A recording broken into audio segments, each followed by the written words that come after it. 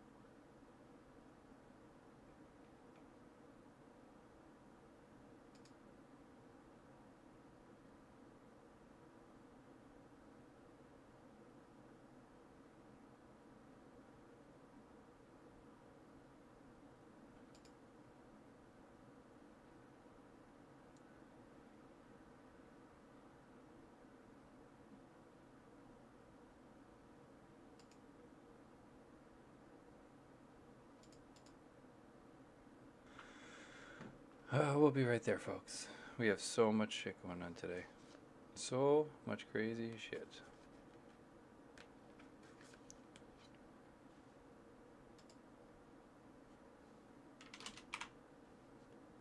Let's do it.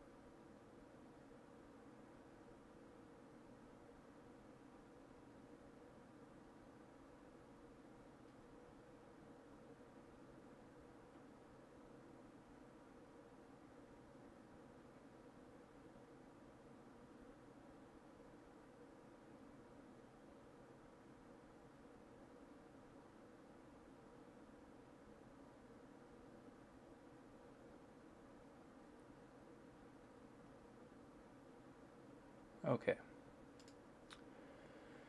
Hey AJ, how you doing? How are you doing?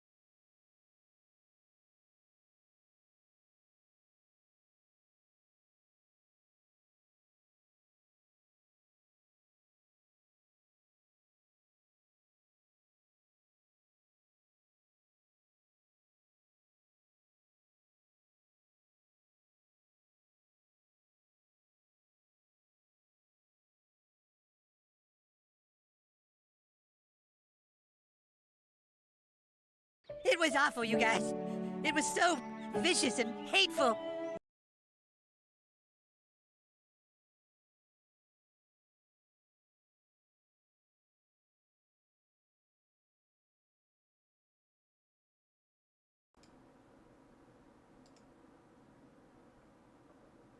There we go.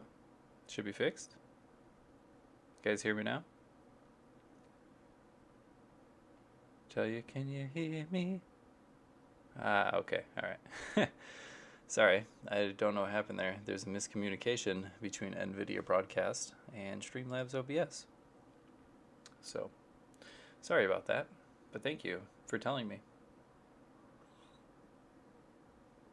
This would have been a very, it would have been a very awkward stream if nobody said anything. I'm sorry we're an hour late. Things ran later than I thought. We had some people coming to work on the house, and there's loud banging, noising, and smashing, and dogs barking, and it would have been a miserable experience for everybody involved. So I tried timing it out, but it ran late. So here I am at 1:20 instead of 12. But it's okay. We're here. We have friends. We have magic. I also finished signing up for the SCG satellite. I think it starts at 9 p.m. Central tonight. I think. So it's going to be a little bit later tournament, but we're going to play Grixis in it. I was going to use today to practice a little bit more and see if I should switch anything around in the deck a little bit more. For those of you that weren't here, we had a really good run with this yesterday, playing against everything. Rogues, mirror matches, Sultai piles, mono red. Mono red's pretty hard for us. Gruul's average. But I went 11-2 yesterday. I've played about 40 games with this deck, and we're at like 60% win rate. So I think it's a pretty decent sample size so far. Granted, there are probably Magic players that have played their decks hundreds of times by now. But yeah, like 60% win rate is a good win rate. You know, you can't complain about that. I think there's a little bit of tweaking here and there that I can do to make this a little bit better. The things I'm not sure about yet are Weathered Runestone. I threw these in here to deal with the Sultai, like Emergent Ultimatum decks. They've been quite popular lately, and Ultimatum just gets shut down by this. And there's also the Rakdos decks, you know, with like Woe Striders and Croxes and things like that, which I haven't seen as many of. So there's Weathered Runestone. I've also been considering Crush the Weak as a cheap sweeper alternative. It doesn't hit things like Bone Crusher Giants or Soaring Thought Thief, but it does hit like most other things in aggressive decks, right? In Gruul, it hits all the 1-drops, and it hits, you know, most of their 2-drops and stuff as well. So it's an option. But either way, this deck's been doing pretty good, and I really enjoy it. It's Grixis. It's my favorite color combination. We have counter spells. We have removal. We have overpowered dragons. So it's good. It's been a fun deck. It's been successful. We get to play Valky and Tibalt, which is great. Some people aren't as high on Valky and Tibalt as I am. I think he's quite good. His 2-side can be clunky, to be fair, but if you're playing against a creature heavy deck, being able to rip one of their early plays out of their hand can entirely throw them off the curve, and use it against them inevitably. Sometimes you could blow them out on counter spells or on removal spells. So if you have like Valky taking a Bone Crusher from Gruul, if they go to Bone Crush your guy, then you can just change it to him in response and he stays alive. You know, there's good things and good interaction you can get out of it. You can also throw him away or trade him if you need to. A lot of good options. This deck is super sweet. So hopefully we do well. That's the goal, is to do well. And learn, obviously. But enough of me babbling about the deck. We can jump into some games and see how the deck does today. Sometimes it hates me. There's days that I don't draw any lands or get flooded, and it's just like, no, not today. Not today, Wicked. And then you just have to concede and say, okay.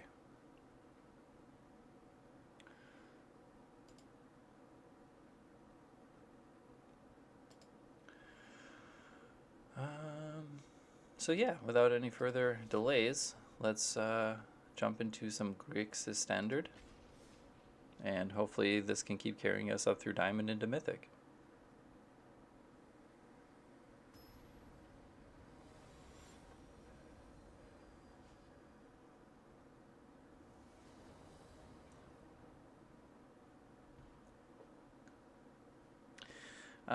There's bronze, silver, gold, platinum, diamond, and then mythic.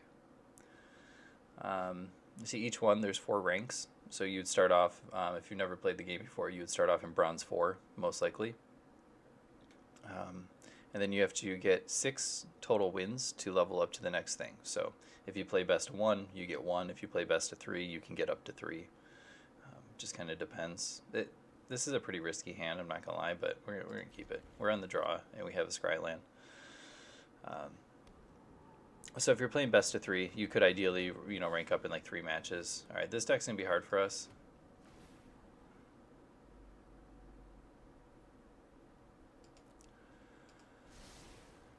Well, this might be mono white we need. This might not be the Auras deck. Or it's Boros.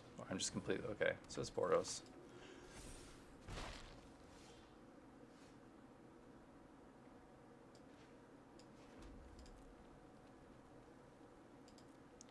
This will be hard. I haven't played this matchup a lot, but I think that this is going to be one of the tougher matchups for us as well.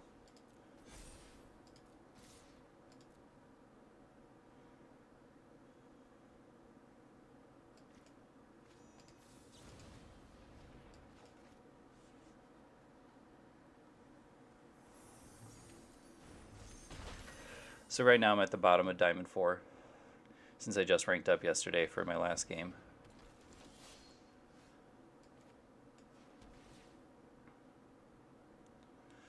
So it looks like game 1, this is going to be a really tough matchup, especially if we're not top deck in removal. We want to bring in our... We're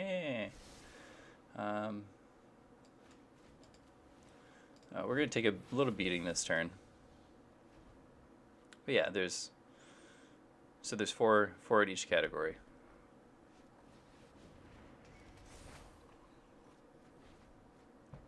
The card's absurd. Showdown the Skalds. Like, this is just an incredibly difficult card to beat.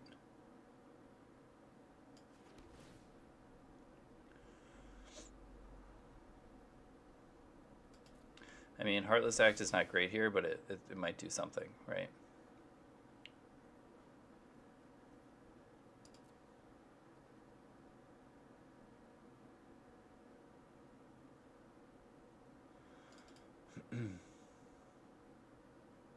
We're in a pretty bad spot. As soon as we pass turn, the opponent, every time they cast a spell, they put a +1/+1, so they can just start loading up the Seasoned Hollowblade. And they also have an Ember Cleave that they can deploy this turn. So the downside here to what's happening is I'm going to get my face blown off.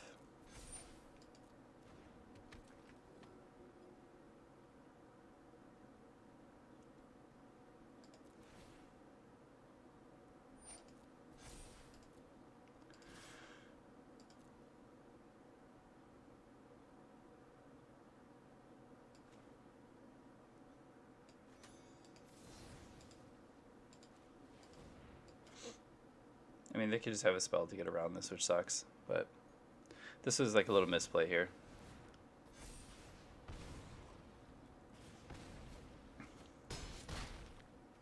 I thought they had enough for Ember Cleave, so I was holding up Saw It Coming instead of shocking this in response to the counter trigger. But we can't win this now.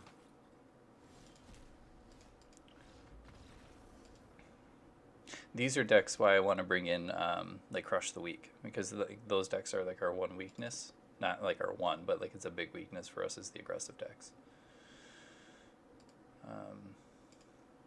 We don't need Negate. Negate does hit Showdown the Skalds, but we run 4 Saw It Coming's main deck, so we should be fine. But we could also just trim that and run some more efficient removal, like Disdainful Stroke, because most of the stuff they're going to be casting is 1 and 2. So Saw It Coming, like we're actually losing value on these. So I think if we just bring in Disdainful Stroke, because the big targets that we need to hit are Showdown of the Skalds and Ember Cleave. So I think as long as we have answers for those, we're okay. We want all the removal necessary. I think Valky's medium in this matchup. We don't need Duresses here. Ox of Agonis doesn't help us out. Neither does Mystical Dispute.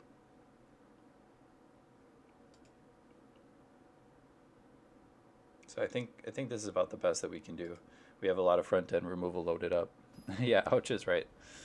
Um, but these are this is why we're practicing to figure out what we need to do. So we also just have to be. I like practicing in a ranked setting because like if I'm playing like the traditional standard event or just hitting the play button, oftentimes people are in there with just kind of random hodgepodge decks, and I don't want to play against hodgepodge. I want to play against top tier or very well thought through and constructed decks to see how my deck matches up against the other what are maybe considered top tier decks.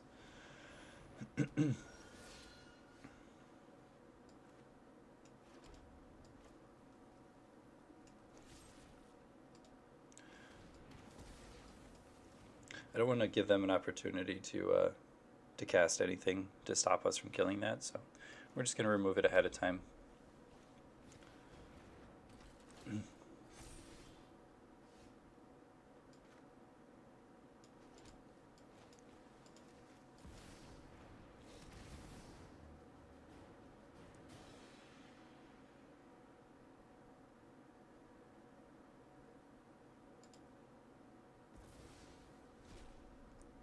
I'm going to take that so they can't take the Valky.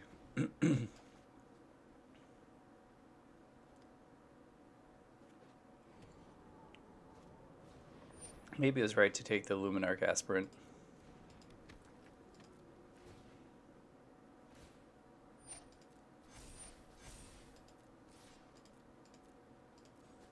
We just need to hit another red source.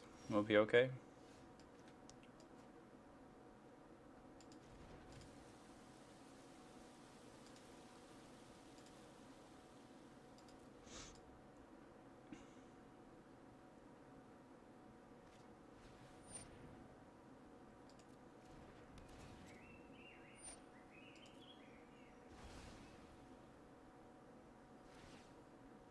That's all right.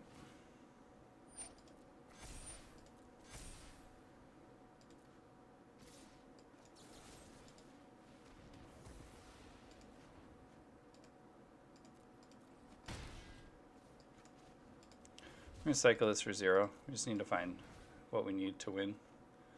Saw it coming is not one of them. That land is not one of them.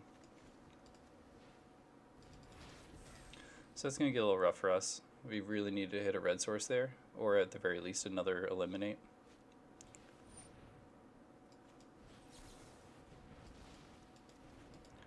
Keep that off the board. We'll limit our damage this turn total to 4.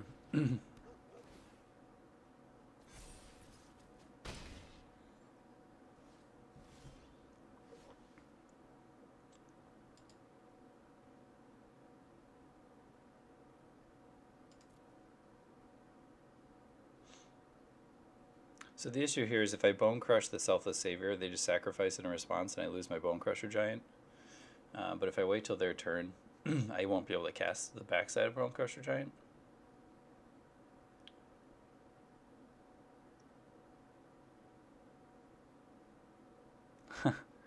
No.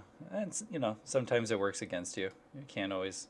I mean, we also could just like top deck an eliminate or extinction event, which would be good. But yeah, if we Bone Crush the Selfless Savior, they sacrifice it in response and we lose the Giant, meaning we take a guaranteed 5 next turn. But just playing it out, then they play the Skyclave Apparition, and then we lose the Giant anyway.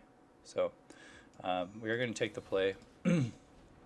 Getting rid of the Selfless Savior, that way if we hit removal, we can take out the Luminarch Aspirant without issue and stop ourselves from dying. Also could have done that on their turn.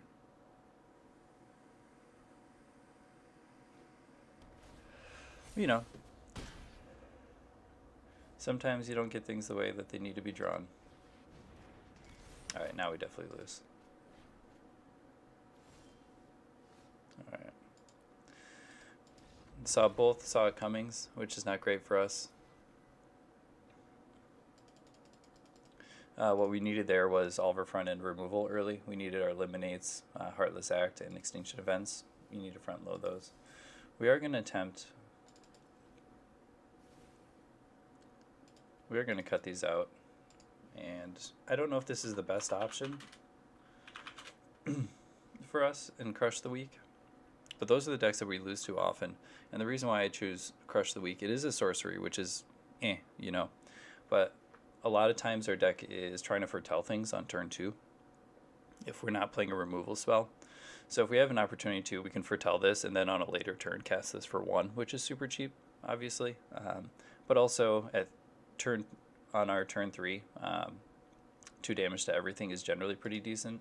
I just don't know if there's a better sweeper option before turn 4, and that's the thing. It's like we have sweepers at turn 4, but if we have something that we can rip off at turn 3 to change that, it would be good. The other card that I'm considering in the sideboard is, I think it's called Crippling Fear. Yeah, is this new one. The problem is, again, this is a 4 CMC sweeper, but it says choose a creature type. Creatures that aren't of the chosen type get -3/-3 until the end of turn. So against a lot of decks, this will rip apart most of their deck. So I do like this as an option.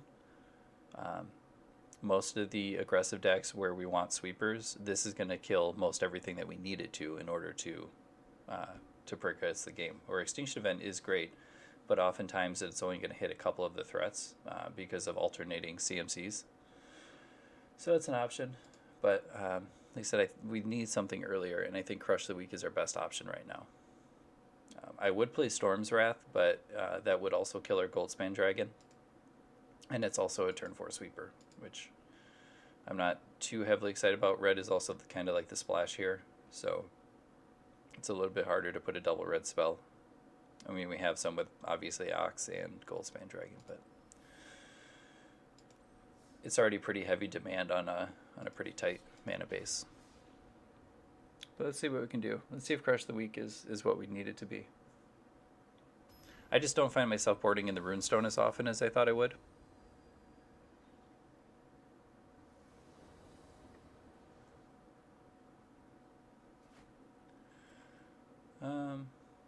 Opponent goes first. They don't have a companion. We can keep this. If the opponent's aggressive, we have Heartless Axe. If they're slower, we have counter spells. We have Scryland. Alright, probably playing Adventures.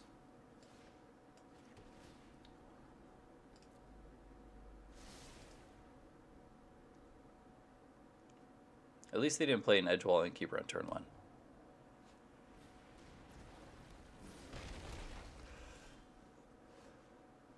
Alright, so here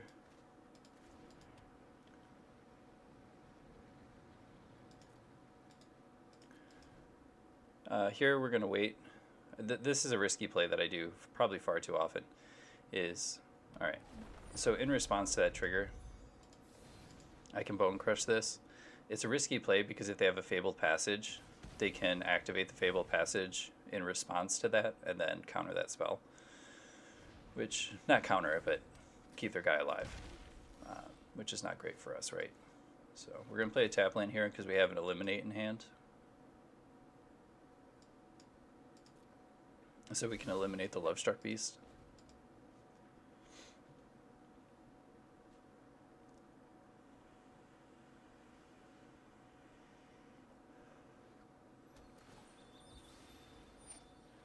So in response here, I'm going to destroy this.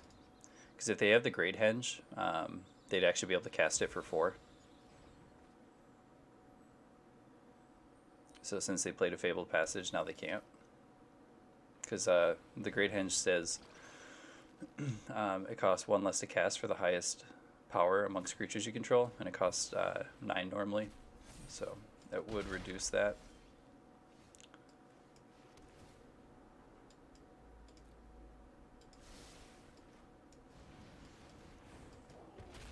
Just going to resolve the Bone Crusher Giant. Right now it can block the Scavenging Ooze. Oh, they have their own Goldspan Dragon. Okay. I should have assumed. Foolish me for assuming incorrectly.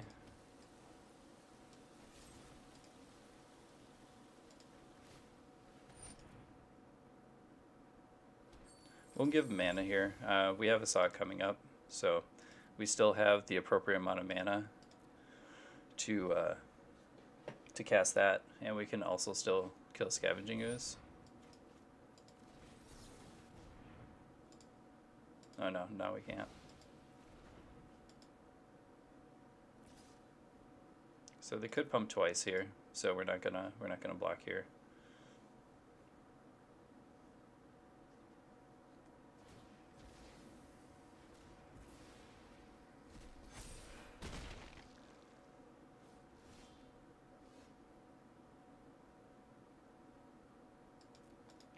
Alright, so here we're just going to pass because we can't outright kill the Scavenging Ooze, but we can let them attack and then remove counters from it. And then also hold up Saw It Coming.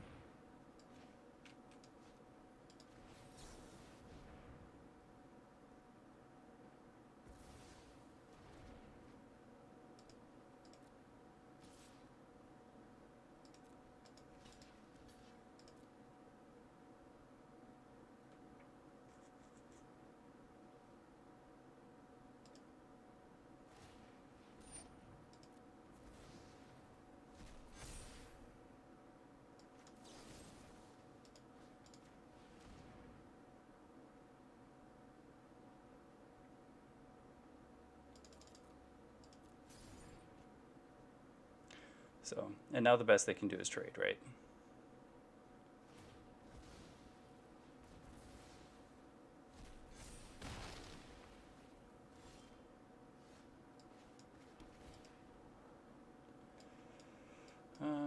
No, that's not exactly what we want right now.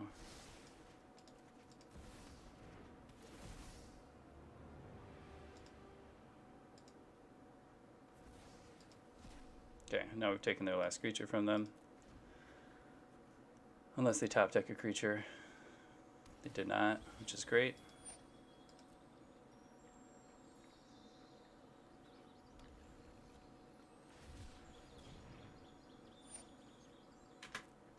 And we're still holding removal in case if they do hit something.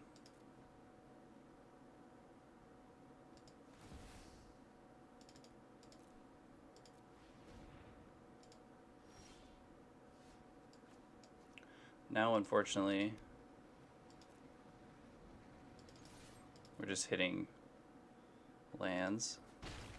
Maybe keeping that Valky on top was a better choice. I was looking for like a Goldspan Dragon or something else.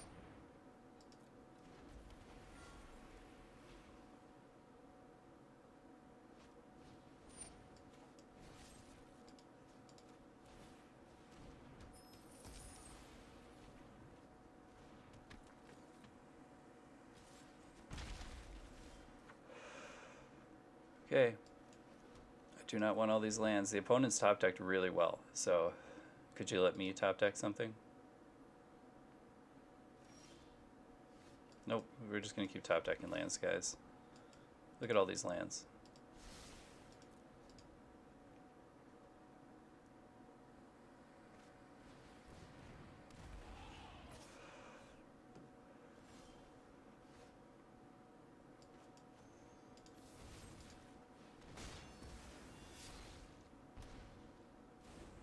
Unfortunately, that was all my black mana.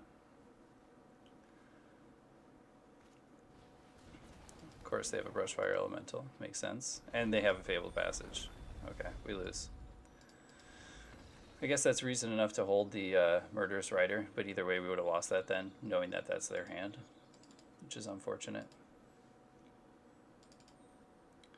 Take out Crush the Weak, take out the Negate, we can cut one Saw It Coming, one Shark Typhoon. We're just going to trim around the edges here.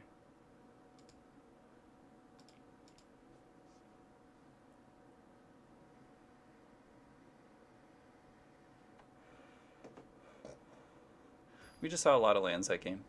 That's unfortunate. In hindsight, if we would have kept that, the Valky would have been okay. Maybe not okay, but put us in a good position. We want that Heartless Act. We need all the removal we can get.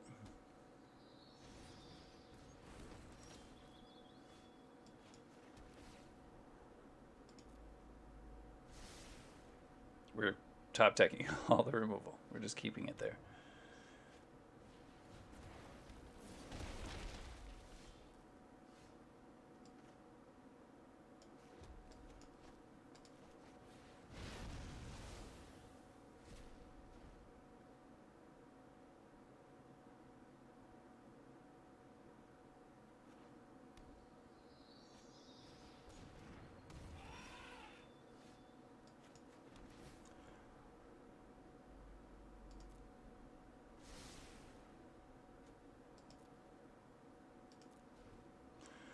So the only downside is if they have another red land and they have a Goldspan Dragon, we're going to be in a rough spot.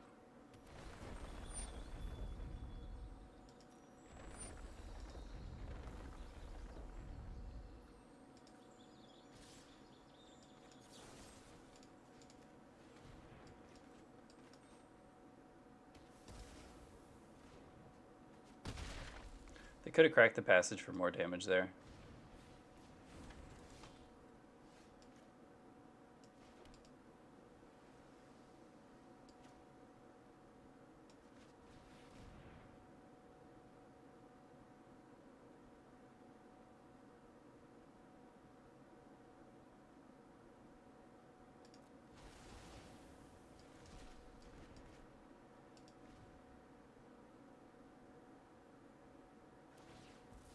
I'm guessing opponent has Goldspan here.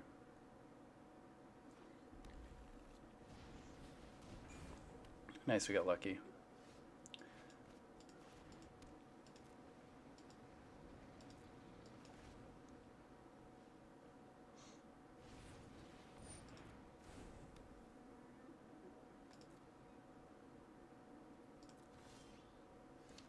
Alright, we're just top decking land now.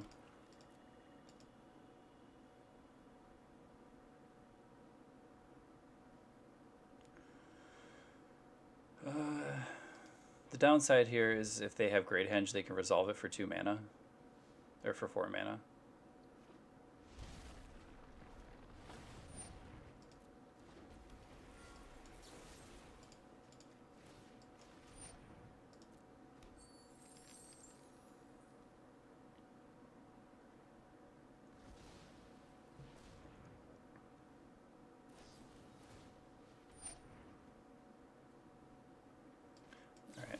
There's no way the opponent has multiple of these, right?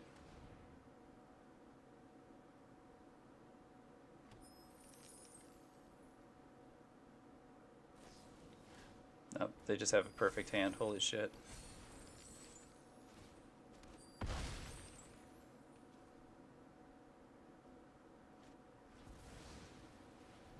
I don't know why this is in their main deck. That's crazy. Alright, we lose. Too many lands again.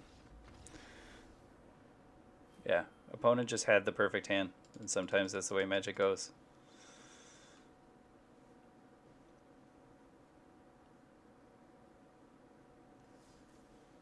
Crikey is right.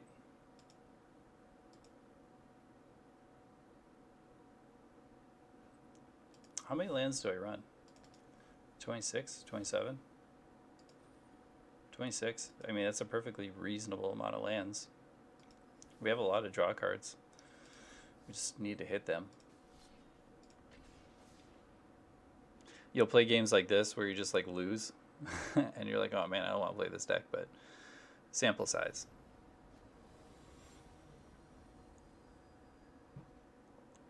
Sample size is the real thing.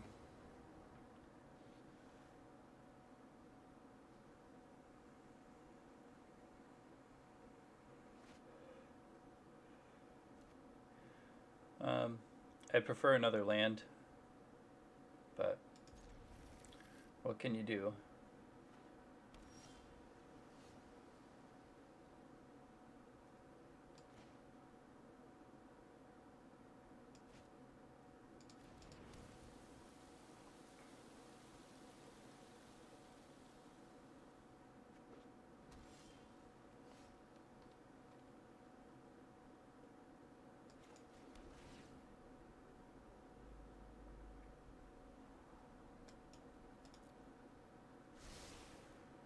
We don't need the negate. We are playing the Yorion pile, so actually maybe keeping the negate was proper. We don't need all this Heartless Axe. In this matchup, we board out the Eliminates, so we bring in like Mystical Dispute and Disdainful Stroke. So, I mean, their ultimate game plan is to cast Emergent Ultimatum if they're not winning on the board through Yorion and stuff. So the idea here is that you just have to have a counterspell ready for Emergent Ultimatum or for Elrond's Epiphany if you want to beat this matchup.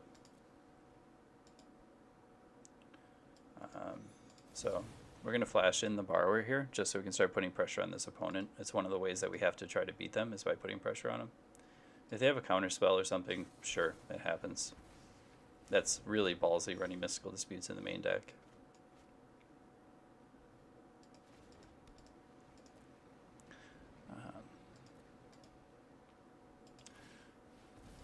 Alright, so they're sacrificing to Scry. That means their hand can't be that good because you want to keep as many permanents on the battlefield as possible for when you bring Yorion in. Here, if the opponent does nothing very threatening, we can either cycle Shark Typhoon or we can just draw with Behold the Multiverse. Okay, so while the opponent's tapped down, we're going to do this unless they have exactly... We'll take both of those. Unless they had exactly Mystical Dispute again, which now we know they don't. They won't be able to counter that.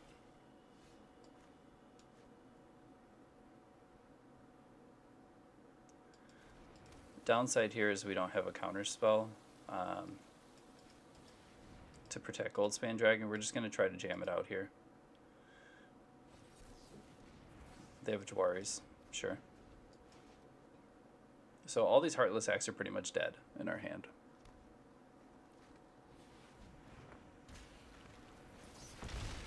I take that back.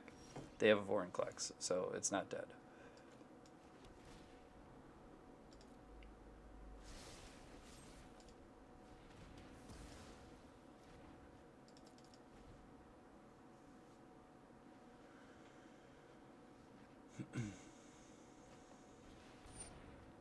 Sure, Migration Path is fine. We're going to cycle this here for one, make sure we hit that dragon, get that out of here. Opponent still might have counter magic.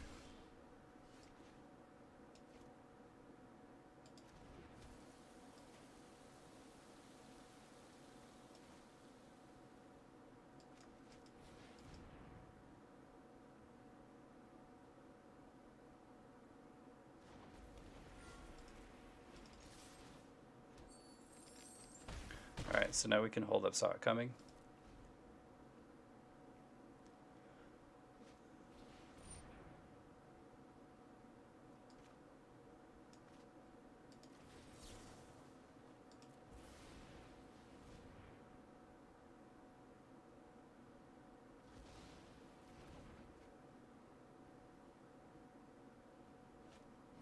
Nice, they jammed out Yorion, so that means this turn we get to resolve Valki.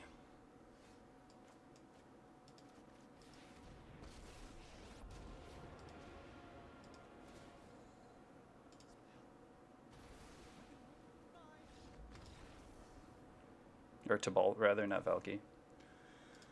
Alright, so here we need the Duresses, the Disputes, and the Disdainful Strokes. The Eliminates are a lot less impactful, so we don't need those. Bone Crusher Giant also goes down in value. Brazen Borrows are medium against them. We don't need the Extinction Event.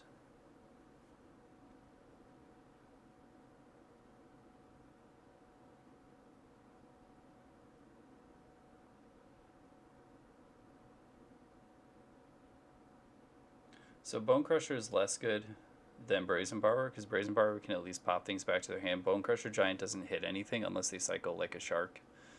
Some of them do play Valki, so there's that benefit too.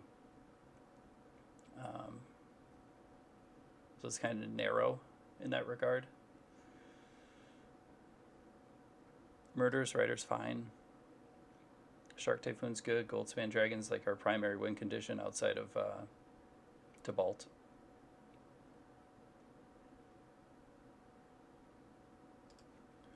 So let's go down to 1-1 on those.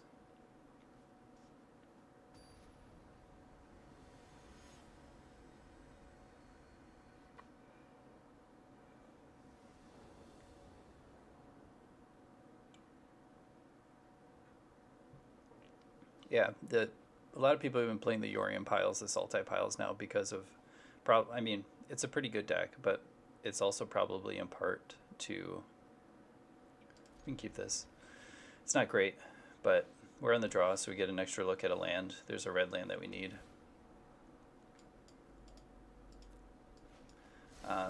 Partially in part, the fact that Ali has been playing Sultai piles, and he's very good at crafting big, crazy, wild decks. So he's put together a few piles that work pretty well, and it's a big jank pile of whatever the hell you want to do. So a lot of people are playing it. And the key to these decks is just having interaction with them, like counter spells. If you have counter spells against these guys, you're in a pretty good spot. The key spells that you want to look out for are Emergent Ultimatum on turn 7, Alrund's Epiphany on turn 6. Those are the two of the big ones. So if you have answers for those generally, you can kind of win through the matchup.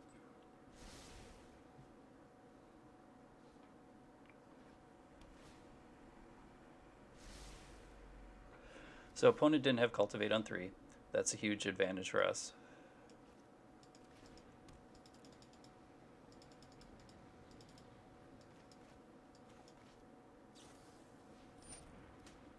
They are setting up for a really good Yorion so far, though.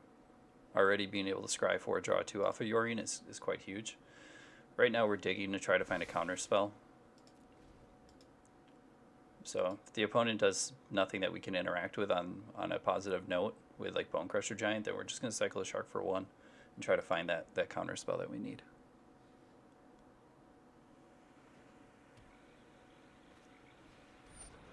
Maze Mind Tomb's good. I consider putting one of those in this deck as well.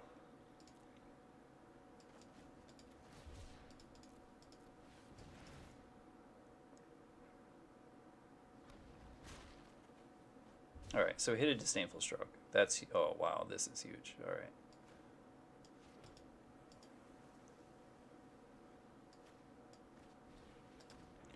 So we'll take a little peeksies and see what's at the opponent's hand. Or they counter it. That's the other thing here, right? So they have a Jawaris, which wouldn't allow us to cast our Dragon next turn. They have a Shark Typhoon, which they can cycle here for some value, but they're probably going to draw a card off a Maze Mind Tome. So let's take the Disruption. That way we can resolve our Dragon next turn.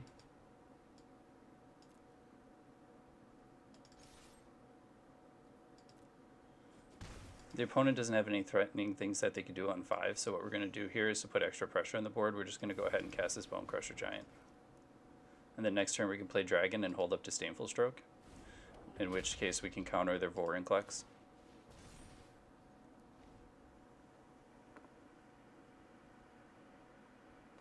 My guess is the opponent plays the Temple, scries, and then probably cultivates. Would be my guess. Unless they hit a counter spell, then they're going to cultivate and then play one of the lands that they find. And then that way they can hold up a counter spell for turn 5.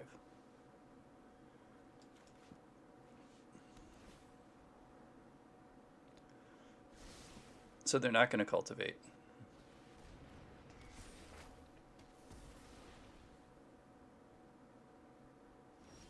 Okay, so they can't Mystical Dispute us, which is good.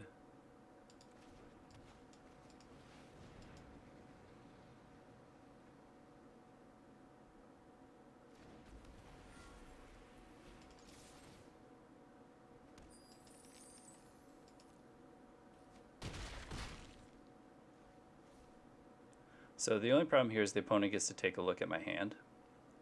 My guess is that they take the Heartless Act because that will get rid of Vorinclex. But we have an answer for it either way. So if they take the Disdainful Stroke, we can't counter it, but we can remove it. If they take the removal, then we can't remove it, but we can counter it.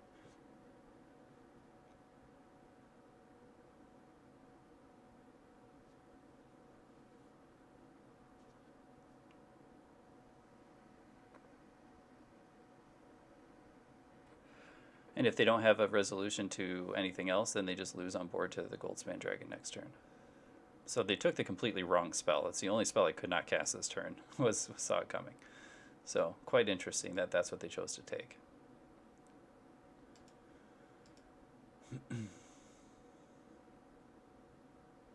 Because all of the spells that we want to counter cost 4 or more in their deck anyway. Anything they cast for less than 4 is generally not a threat to us. Okay, cool, we got there.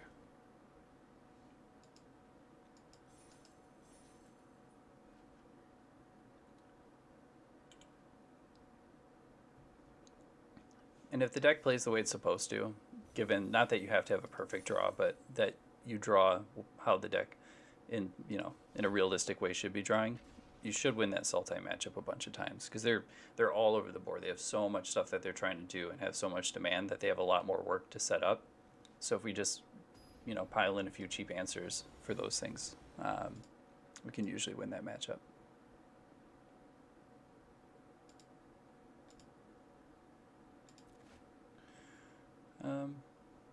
It's okay. We have 3 tap lands, which is unfortunate.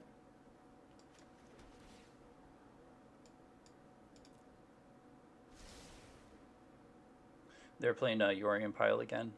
So, like I said, we're going to see a lot of this deck. So, we have a very good matchup on it. Games 2 and 3, we have a very good matchup. Game 1, I think it's about 50-50.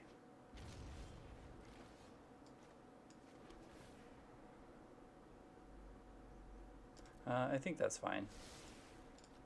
We'll foretell this now. It gives us options later. So that way on the following turn we can cast Heartless Act if we need to, but we can also hold up Behold the Multiverse.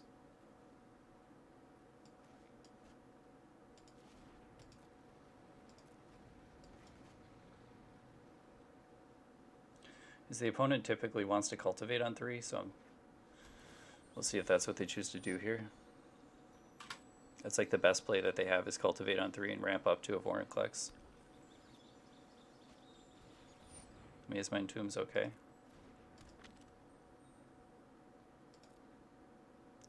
Let's see if the opponent has a counter spell here. They don't, which is fine. We'll take the Saw It Coming.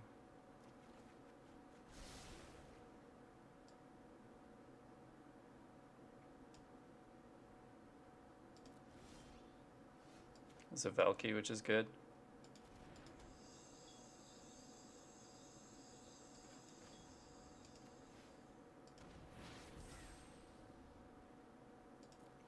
We'll pass turn here. The opponent's going to draw a card. We're going to hold up Saw It Coming in case if they try to resolve something on 5, which is a pretty decent turn for them. If they do nothing, that's okay.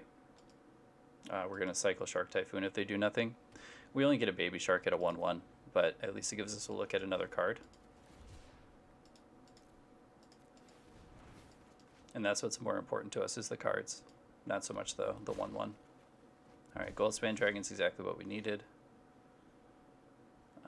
However, we don't want to play Goldspan Dragon into 5 open mana. That's just not going to end well for us.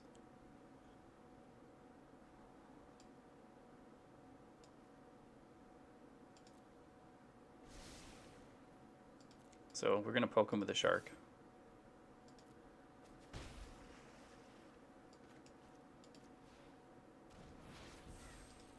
We'll pass turn here.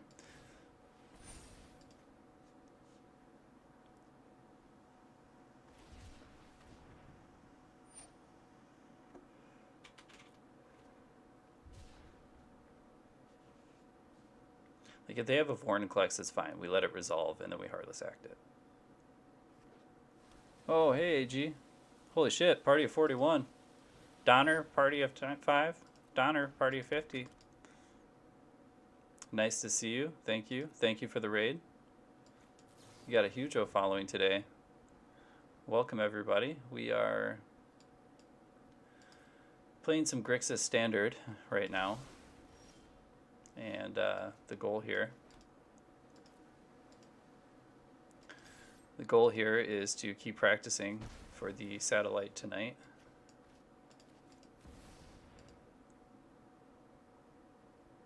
I'm guessing so. It says that you're raiding with a party of 41.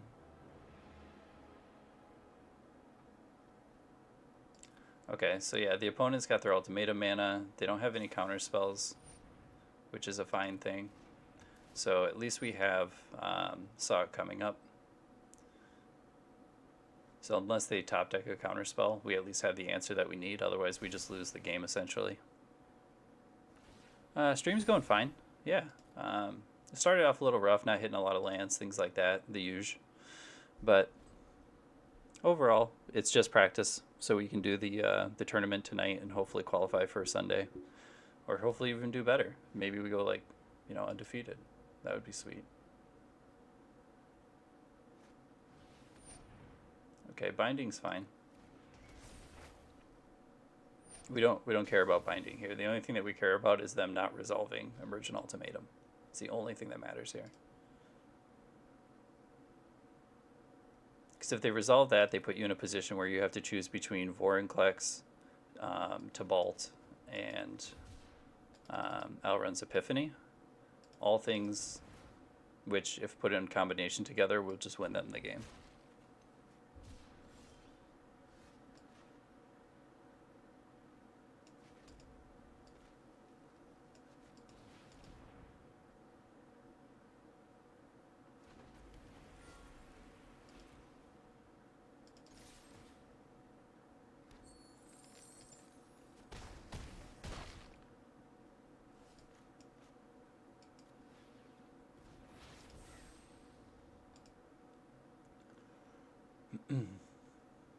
So we know that opponent has removal.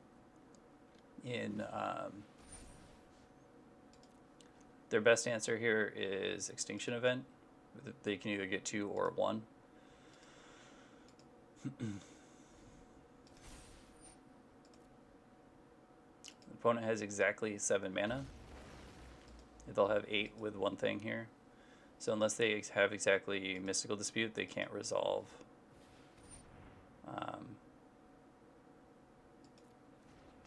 They can't resolve Emergent Ultimatum. So we can let that resolve.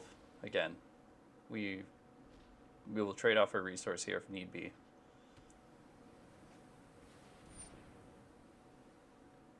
Again, that's fine.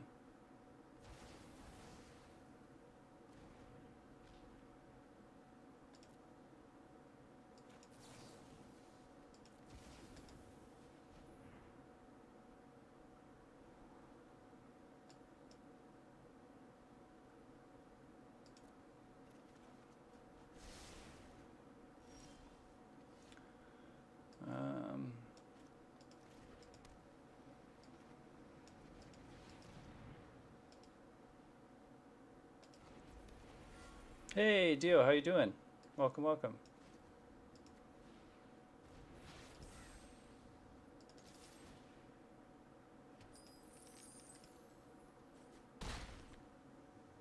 Okay, so now we have mana for both Stock Cummings.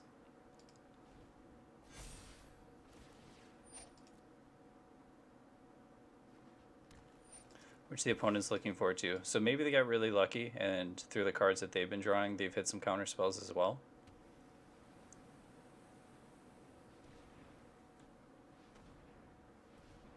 This is the deck. Yep, this is the deck that's been doing great for us. So, so there's a Sky Noodle. They're gonna get massive value if they blink this, which I don't think is the end of the world. They can kill my dragon and take the clock off of them. We have 9 mana available to us, so we could then resolve Tybalt and minus on something.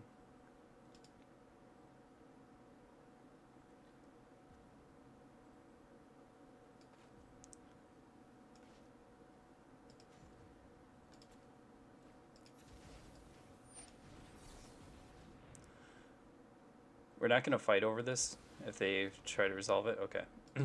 We use the treasure token there because if they have a way to just non-target removal the Goldspan Dragon, then we're going to lose.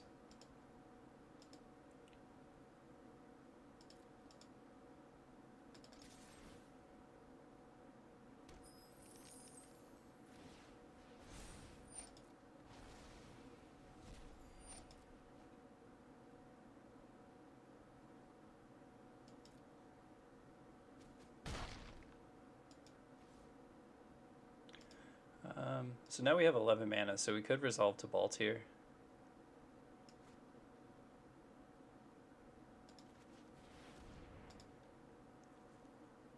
Yeah, we're doing okay. We've been doing okay today.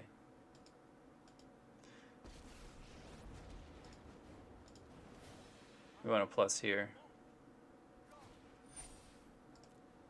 So they get to scry and choose what we put on top here. It's probably a land. Okay.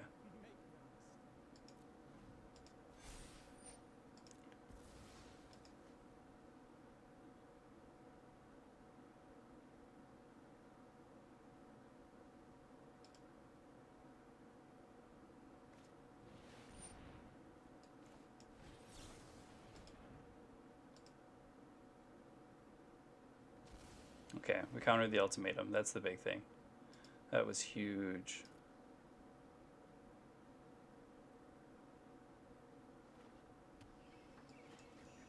Alright, so we're going to go for the win. We're going to shock them in the face here. And then if they have nothing to deal with the dragon, then we just win this turn.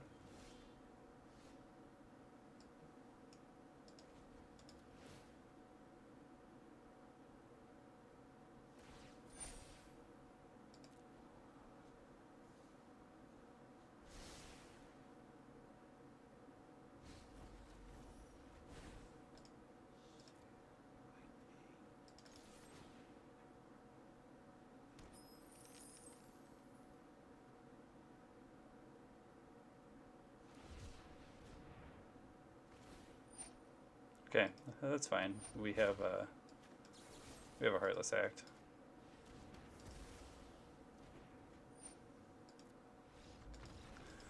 Alright, took down Sky Noodle game 1. But that's the big thing there. We did most everything correctly there. And that's ensuring that we had answers for the late game threats. If they would have resolved that ultimatum, we would have lost. So we want to make sure they don't ever resolve ultimatums. We take out the extinction events again. We can take out the eliminates, they're not as effective, and then we can cut down on the giants and the brazen borrowers because they're not great. So other than that, the deck is pretty much the same. This is generally my sideboard plan every time against the deck. There are some Sultai piles you play that are not Yorion. They're just standard 60 card Sultai decks, and that changes a little bit because they tend to play like a little bit more. Sometimes they'll play Valky and things like that, so it'll change based on the exact matchup. But if you're playing the Yorion version of Sultai, that's pretty much the exact sideboard plan every time.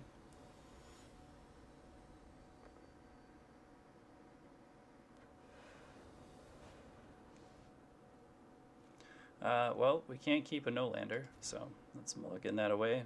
This is keepable.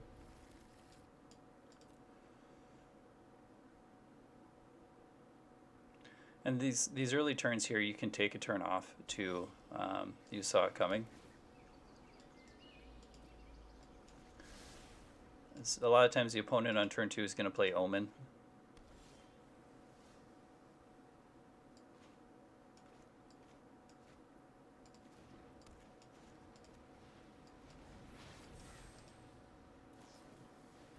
And then on turn 3, they try to play Cultivate. So you could try to counter the Cultivates, but I don't think it's as important. It is nice if you can keep them off the ramp if you have the resources for it. However, if you don't have said resources, it's better to not. So we're going to play a black land here so we can duress and see what the opponent's working with. They could have like a Mystical Dispute or something to counter it, but if you want to counter my 1-mana spell, that's fine. Negate, Omen's pretty good. Doors doesn't really affect us. I think we're okay on that. It's easy to play around Doors Disruption. Negate's not that big of an issue for us. Them putting pressure on the board with Shark Typhoon is. So I think we're going to remove that. They can also play around Saw It Coming, right?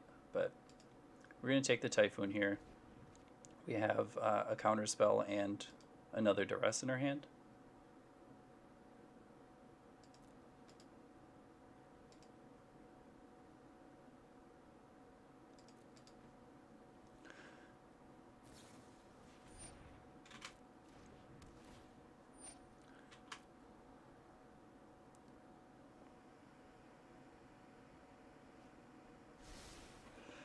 So, turn 4, not too big.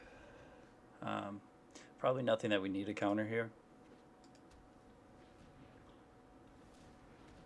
Probably going to buy Yorion, I would guess. Yep. So we'll just shock their face here.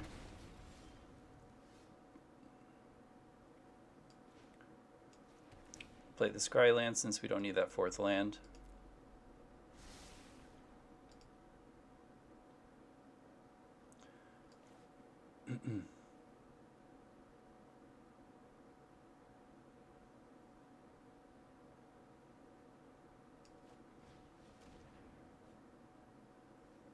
Wow, double Typhoons.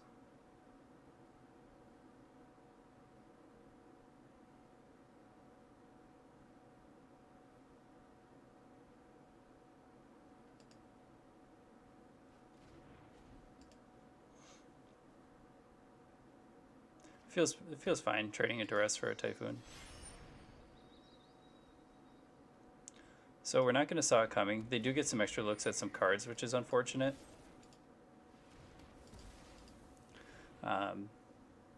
But like I said, we have to hold that saw it coming because they're only a couple turns off of being able to get to Emergent Ultimatum, and if that happens, then we lose. If they try to hard cast Typhoon, it's something that we might want to counter as well. But we just need to hit some gas here.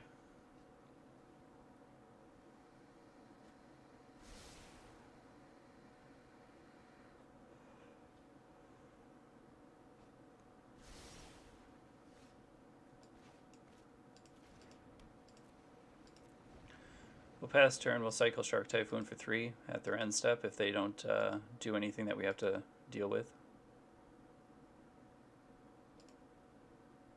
Like the most they could do here is jam down like a Vorinclex.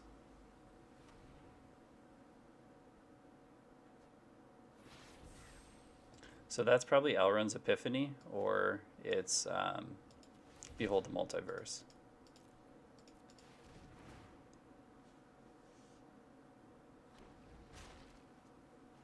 Another land, and another land. Getting way too many lands here.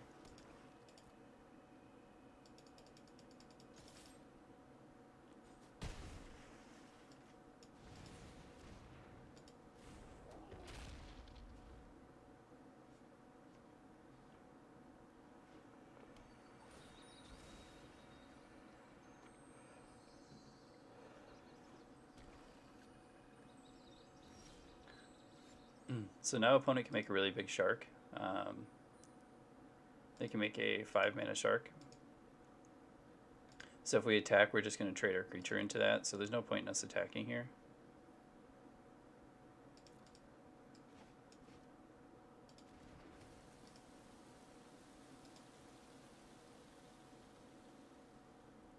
So them playing a shark would... It slows us down, but if they attack, then we crack back for 7, and they lose that race. So no point in us attacking and trading a creature. They do stop the aggression on board, which is fine.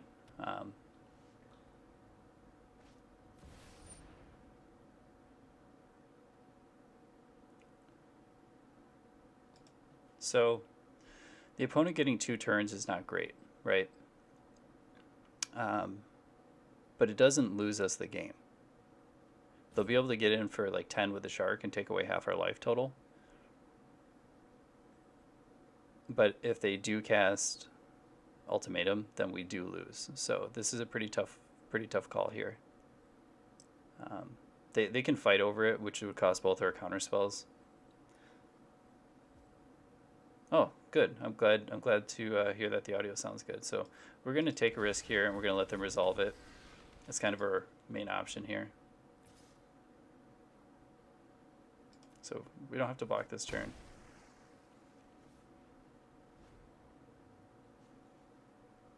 Good. I'm very, very glad to hear the audio sounds better, though.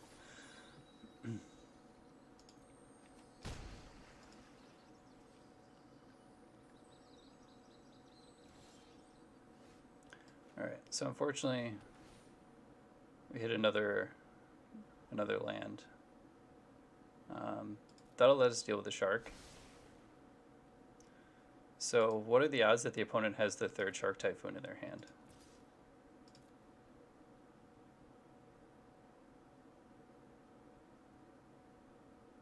If they have 4 Shark Typhoons, then there's good for them. Like I can't do anything about that.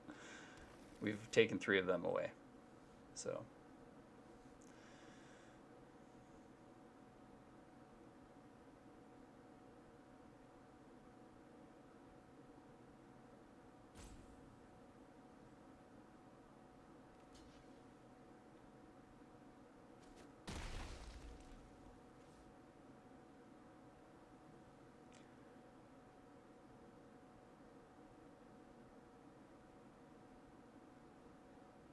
So the opponent has 9 mana. If they hit a land next turn, they have 10. So they'll be able to hold up at least a counterspell in Emergent Ultimatum. So fortunately, we have 2 in our hand. We have the Saw coming. Okay, yeah, they have a massive shark.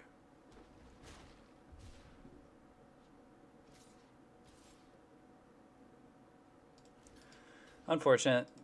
The opponent just hit all 4 of their Shark Typhoons. Because now we do lose.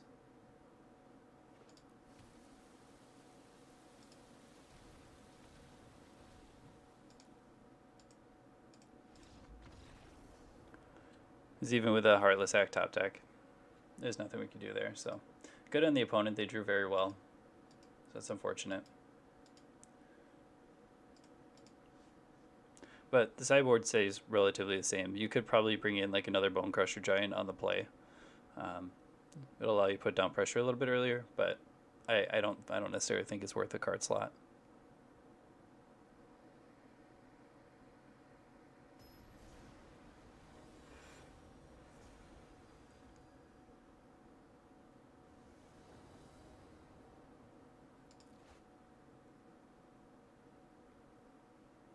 I think this is fine.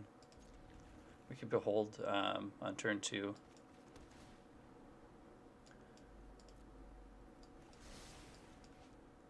So we just want to build our hand full of counterspells. Counterspells, duresses, things like that is what we need to go off. Also seeing a Goldspan Dragon would be 10 out of 10.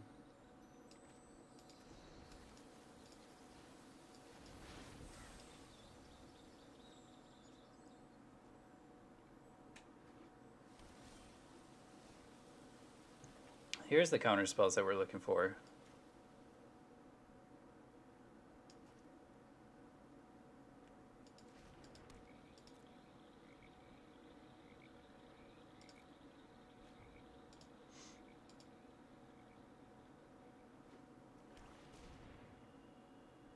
They're probably going to foretell Elrond's Epiphany here. You might have a D-stroke.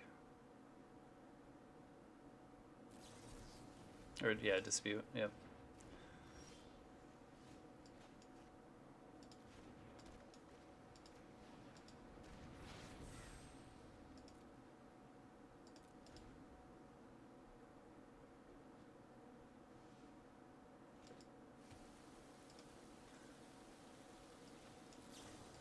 Try to rip another one.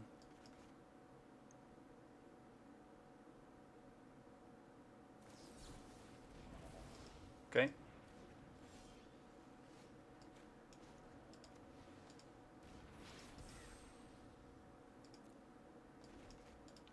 Opponent's not allowing us to resolve any draw cards, which is fine, but they've now at least burned through 2 counter spells early, which is fine.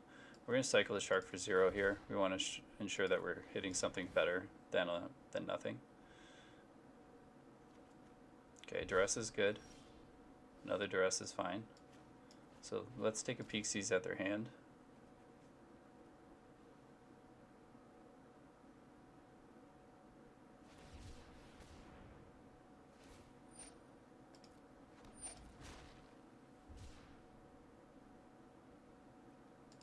Okay, so the opponent has nothing besides that Epiphany, so we are unfortunately going to take some damage over the next few turns.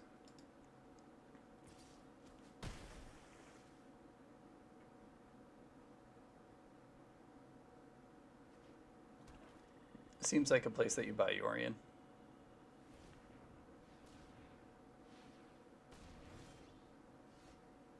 Indeed it is.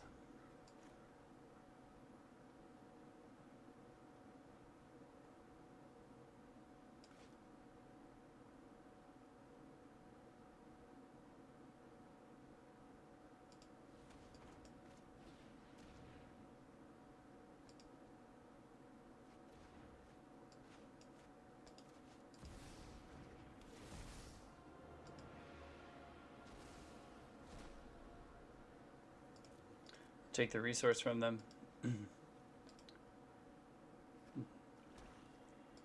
Now I think the best that they would have is the Epiphany.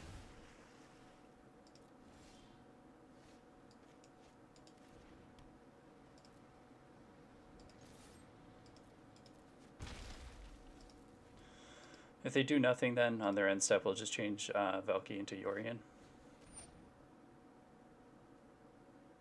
That's fine.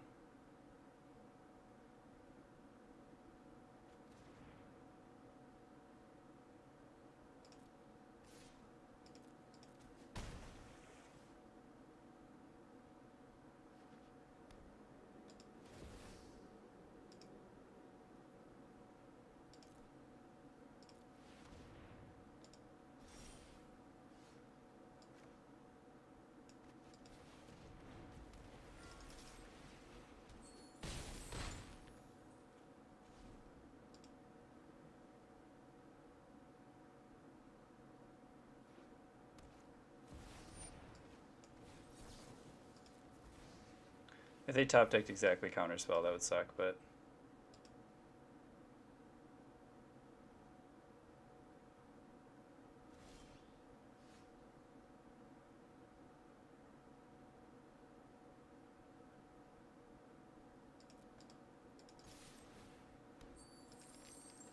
We'll let them block here if they want to. It's fine.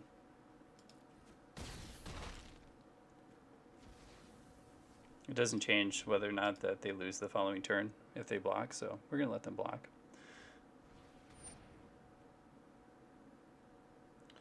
So I think that this is a land, so we could saw it coming here. Just that way the opponent doesn't get a chance to draw a card, but I think that's a little risky.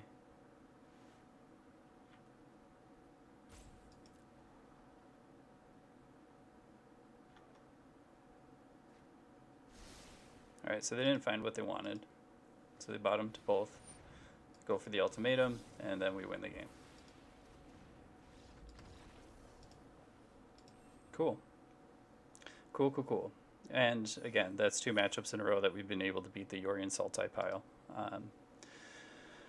So as long as you're patient with your spells, not just firing them off constantly at everything that's coming at you, and just understanding, like, yes, the opponent's deck is built to have progressive card advantage and card filtering, so it's going to happen. You just have to allow them to do that and try to establish your answers and stockpile them for when it really matters.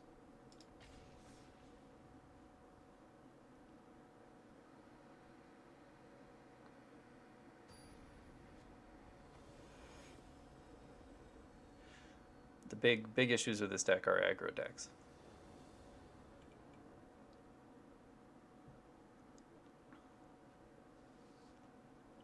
And I feel like a lot of times it just comes down to the draw on those. Not being on the play or the draw. Yes, being on the play helps a lot more. But what I mean is just how your deck draws.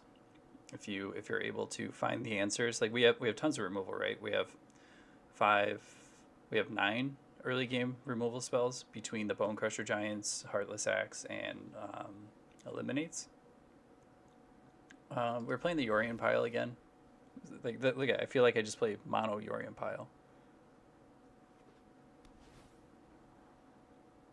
Oh, well, I'm glad it can be helpful. Thank you. I'm glad what I'm saying is helpful. I try to, yeah, Shark Typhoon is fine. I try to be helpful in what I'm talking about and my thought process and ways to beat the decks. So if you're interested in playing this list, I can provide it to you. I think it's on the Stream Decker. I wish I had removal because you want to bolt the bird as often as possible. Next turn they're going to have a turn 4 play, which doesn't scare me too much.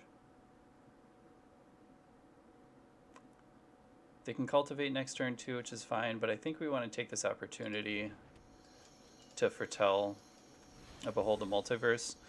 And sometimes it feels awkward taking a turn off of doing things like that, or traditionally you want to play your tap lands immediately. But knowing when you can sneak in a tap land based on what you can do and what the opponent can do is a big determining factor on when you play those lands. I didn't expect Enigmatic Incarnation. I did not expect this card. 110% did not expect that. So here, we can play the Temple of Epiphany. We don't need another Behold the Multiverse, because we have 2 mana Behold the Multiverse that we can cast, and we also have a negate. So if the opponent tries doing something that's important, we can just negate that.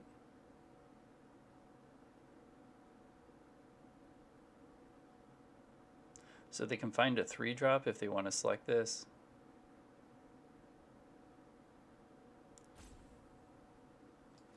Alright, so this we don't want to let go. This is going to allow them to cast a lot of stuff for free, which we can't afford right now. Okay. I'm glad that the Stream Decker's up to date.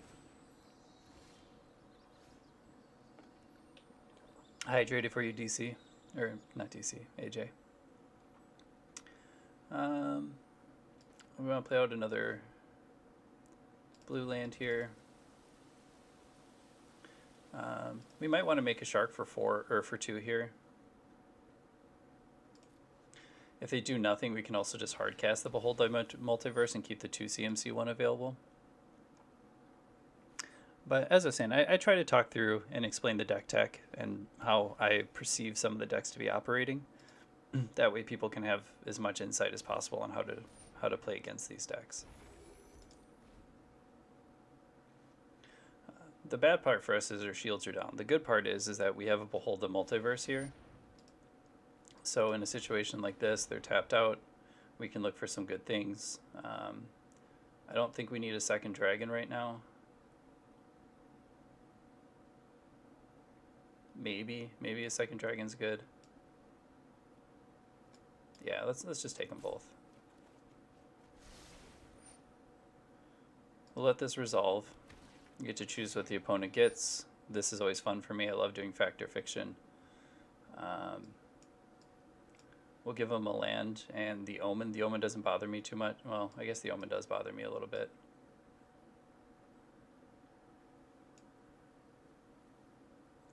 The Omen bothers me because they have Enigmatic Incarnation. I guess they can't play either one. So let's do this. They'll probably take the land in the Glasspool Mystic, which is fine. That doesn't bother me as much.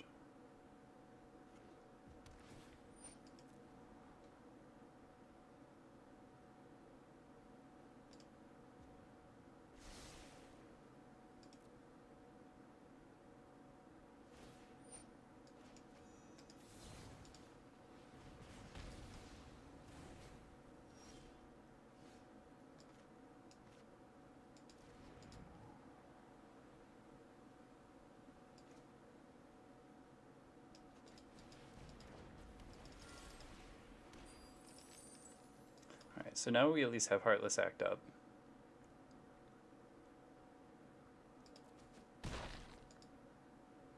The only downside here is that we don't have a counterspell either way, so it's not like we could bluff something for the opponent.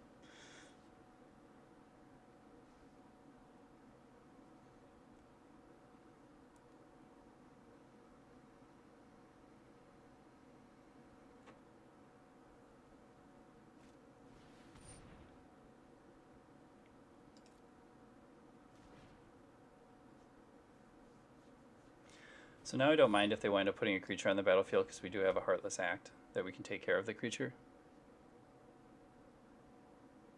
Yeah, it was a huge raid. That was a huge raid. Thanks to AG. I really appreciate that. And everybody that stuck around too. Hopefully I don't have the charming accent that AG has, but hopefully my magic's medium enough. Alright, so now what we do in response is we kill the Scoot Swarm, so that way they're not getting value off of it.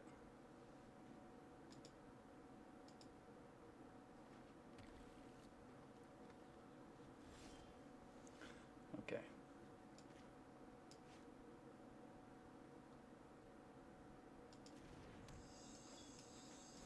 Now we swing in with 2 dragons.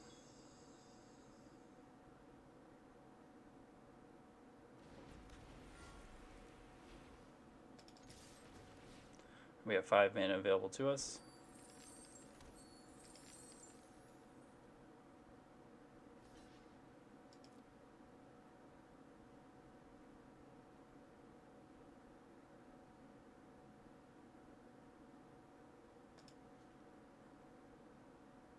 That's what happens when you leave, though, Dazzle. Things happen.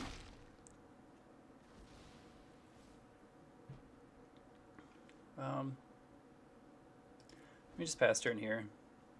We could have played the Giant to go for lethal on the following turn, but I feel like that's being a little bit too aggressive. If the opponent has something we can't answer here, we have a couple options. We can either cycle Shark Typhoon. That's fine. We could either cycle Shark Typhoon, or we could cast Behold the Multiverse here. And since they took the turn just to buy... they just took the turn buying Yorion. We can spend the turn here drawing a couple cards with Behold the Multiverse. We don't need the land. Brazen Borrower I think is fine here.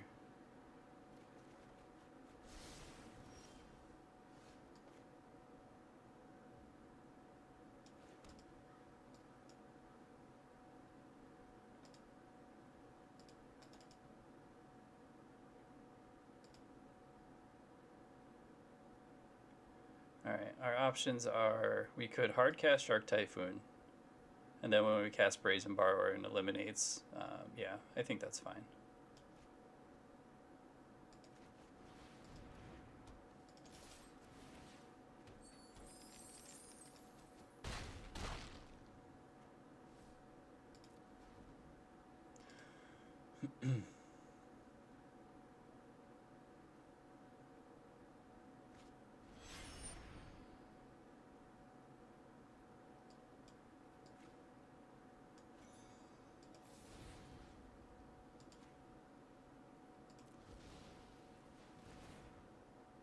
So we want to bounce that, so that way they don't get the blink advantage. And then this doesn't trigger. So this is a different Yorion pile. This is some Yorion enchantment pile that I haven't seen before. But from what we can tell, they are trying to play enchantments to further their game plan here. So we saw some value. Value engine Scoot Swarm's fine. So I think Bone Crusher Giants are still going to be relevant. I think that the Disdainful Strokes are probably good. I don't think that Mystical Dispute is worth bringing in against them, nor is Crush the Weak. Extinction Event, maybe. I think we can keep the one in. I think Duress might be fine against them. It seems that they are trying to play some enchantments, so at least we can hit those with Duress. I think our removal is good. I think Brazen Borrower is okay.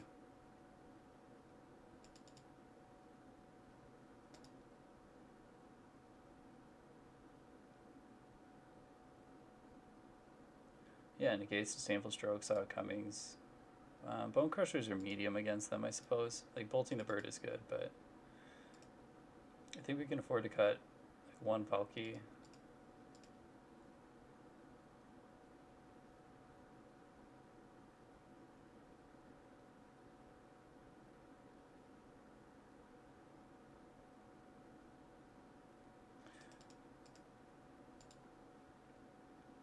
Bring at least one Duress. Is Heartless Act better than Eliminate? I think they're about the same. So let's go down on one more. Whoa. Where'd my sideboard? Okay, my sideboard disappeared first. Let's cut one of those and go up on a second Duress. Actually, no, let's cut one Eliminate. There we go. We'll try this out.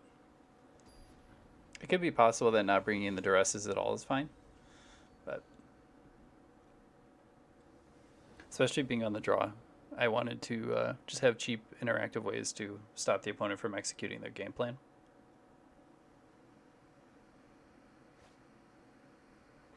Nice. So we turn one Temple. Yeah, we keep this hand. We can turn one Temple, turn two Temple, plus Duress. We know that they have two CMC enchantments.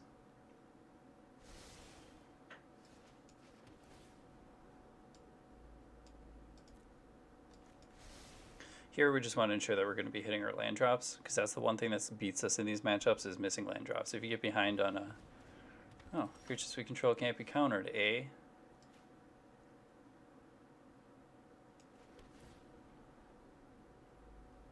Yeah, I'll take another blue land. We'll get a Duress here.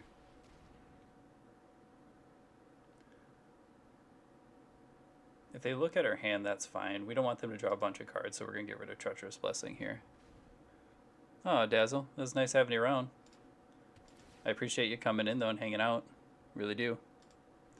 Thank you. I will hopefully have good luck. We'll see what we can do.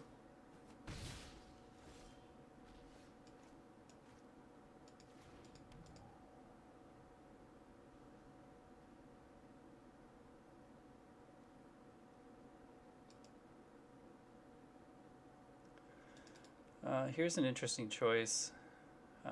We don't want to play Valky, because if we play Valky, then they just play Elspeth's Nightmare for value. So we'll pass turn with all of our stuff up. We have Heartless Act. Alright, they have a champion here.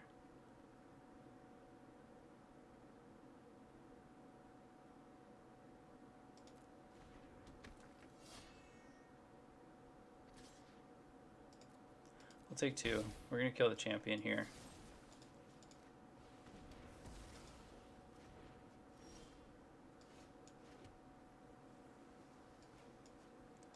We're going to foretell this so that way we can draw some cards on the following turn.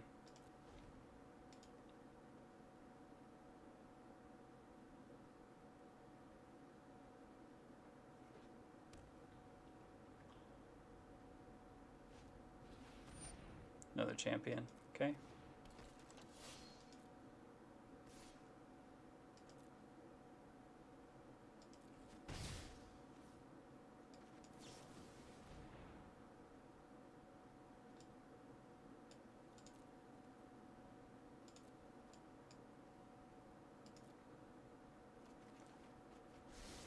Land?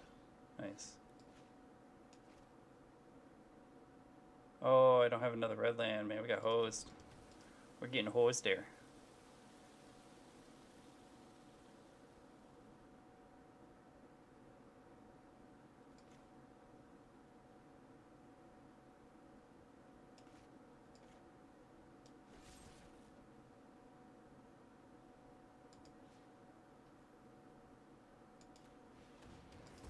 So we're going to take that out. The opponent doesn't have enough mana to double spell on this turn. So though they have Cestian Champion or Setessan Champion out, which is better than this, we can at least counter the whatever it is that they're trying to play on the following turn here.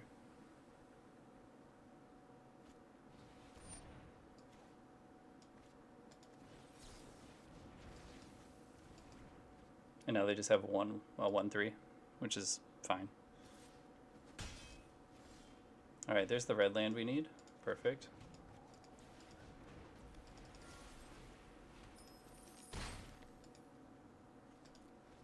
And now we can hold up Saw It Coming as well.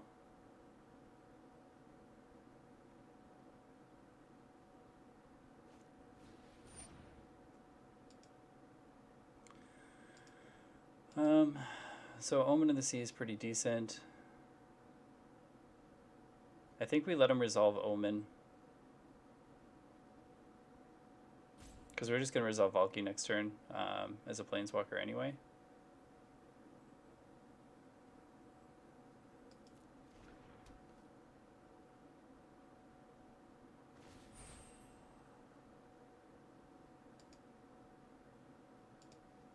The downside is that they have Demon's Disciple in their hand. It does say creature or planeswalker, so we could sacrifice the Goldspan Dragon instead.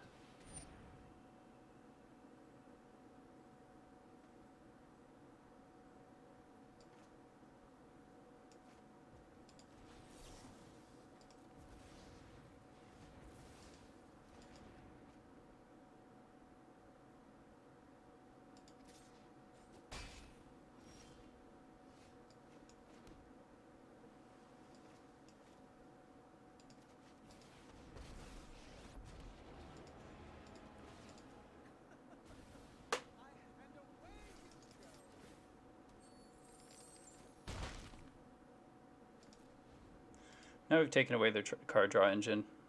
We can't take big value off of it, but that's fine. Like right here, they would have just drawn a couple cards and he would have gotten bigger. We don't want that. I will hydrate on your way out. Thank you.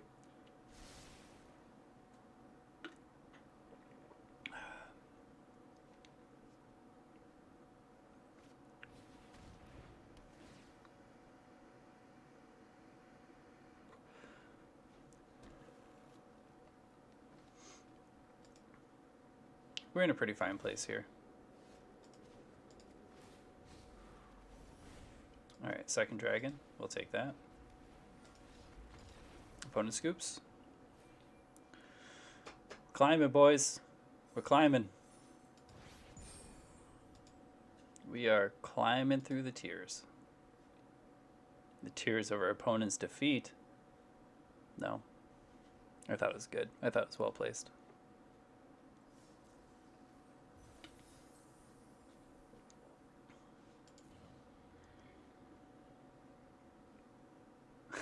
Thank you. Thank you for that.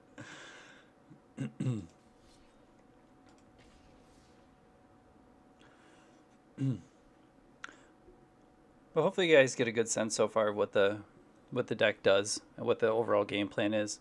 The key is outside of Murderous Rider, which I put in as a one of just to have a way to deal with like a resolved Planeswalker. Plus, you know, it can pad our life total in close matchups. The deck mainly operates that all of your spells can be cast for 2 mana.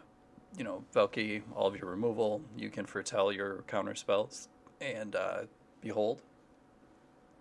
And that's kind of the idea, is you want to get everything to be around the 2 mana cost, so that way you have like infinite options of things to cast when you have Goldspan Dragon out. This hand's a little slow. We're not playing a companion. We're playing a normal 60 card deck. So there's a chance that they're probably playing an aggressive matchup, which this isn't great against, but it's hard to ask for a better 6 than the 7. So we'll keep that on top. That's like our main win condition is Goldspan Dragon. All right, so we might be playing.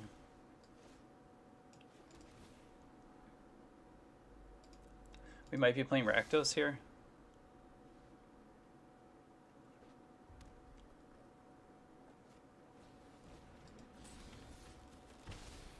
All right.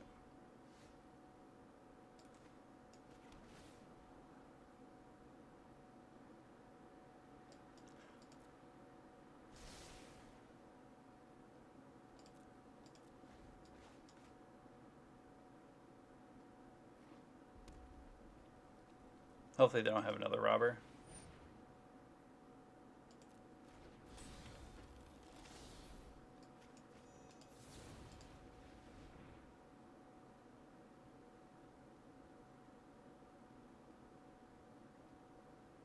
So they could have Rimrock Knight, right? And what they would do here in response is, or to ensure that they get a card, is they could cast Rimrock on the other robber. So you could say that it's nice to wait to combat so you can get that. But I didn't want the opponent to get any more card value. I'd rather just get hit for 2. We didn't hit a land here, which is very unfortunate. So we're going to have to pass the turn.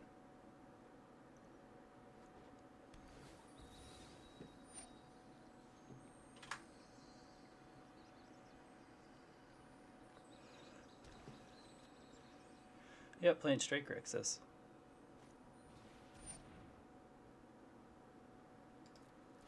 Mire Triton, okay. And they perfectly got a Croxa in the graveyard. That's no bueno. 3, 4, 5.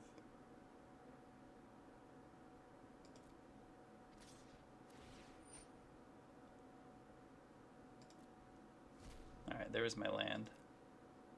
So we're going to cycle the Shark Typhoon for 1 here, just to look for another land, because we already missed 1 land drop. If we start missing more, then we're just going to fall so far behind we can't win. And they probably have like a Frostbite or something like that, and that's fine.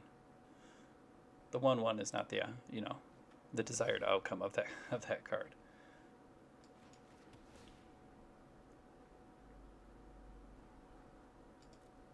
So fortunately, we need lands. So leaving lands on top is good because 1, it gives us the option to draw the land, or 2, the Robber of the Rich hits a land.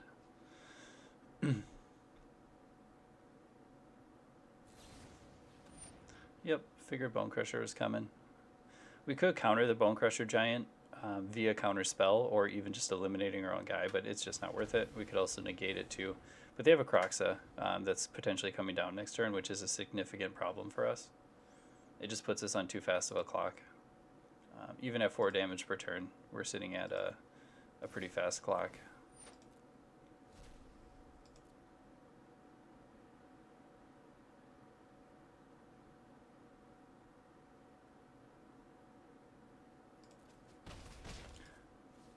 Opponent could have Embercleave there as well. Mire Triton, sure. Best option here is that we hit Extinction Event.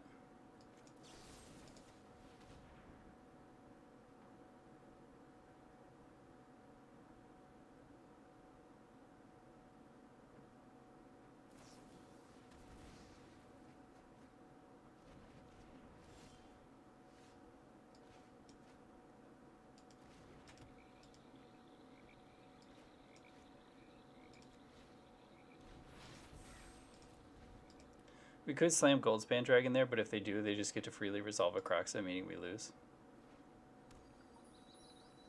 We don't want that.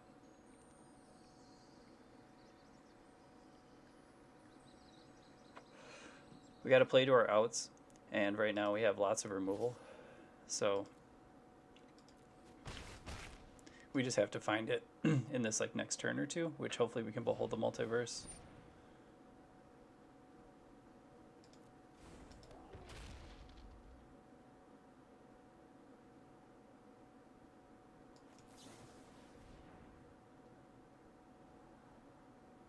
So there's one piece of removal.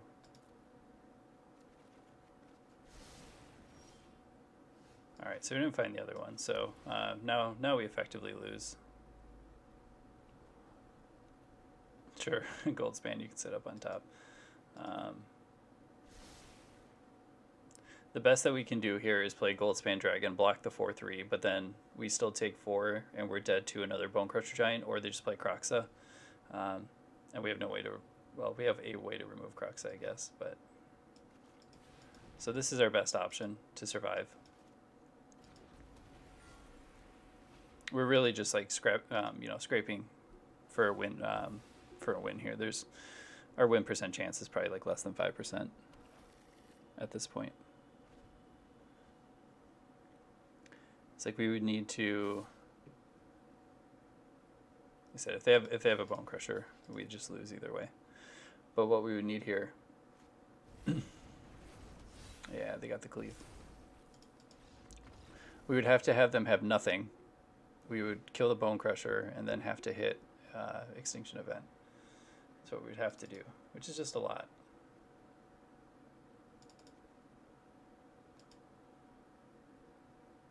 Too much.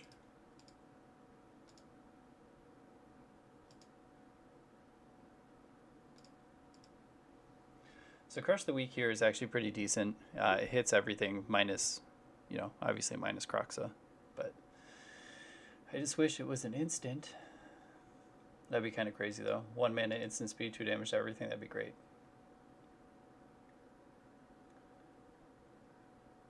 I don't think borrowers are that good here. A lot of their creatures have ETB effects, so bouncing them is just not great. So I'll probably just cut the 3 borrowers out, bring in the extinction event. Duress isn't really good for us, but these are the matchups where the Runestone is pretty decent. You could also bring in Lantern is another option in the sideboard. Easy to cast, exiles the opponent's graveyard, and shuts down a large part of their game plan.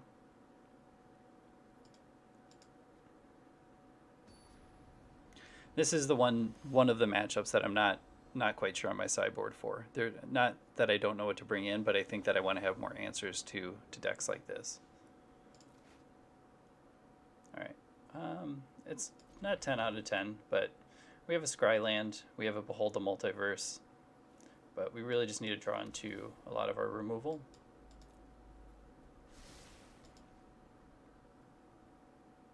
I probably should have mulliganed this hand.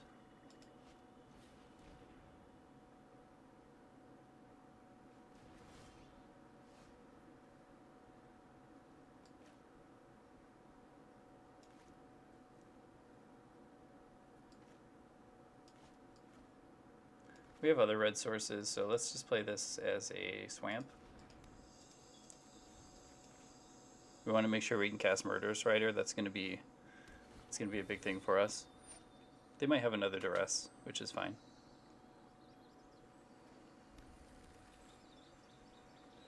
We're not going to cycle a Shark. We don't need to yet.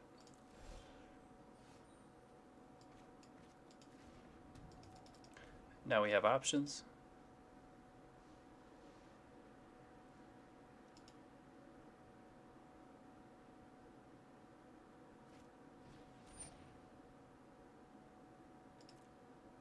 They're going to get the Typhoon.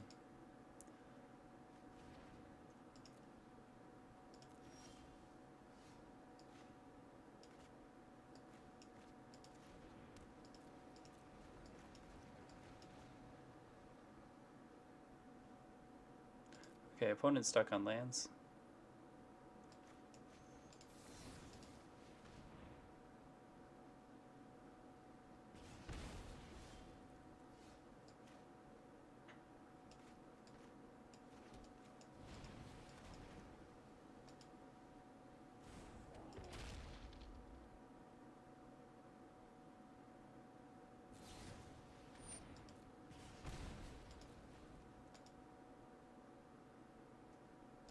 they hit their third land, they cast Bone Crusher Giant.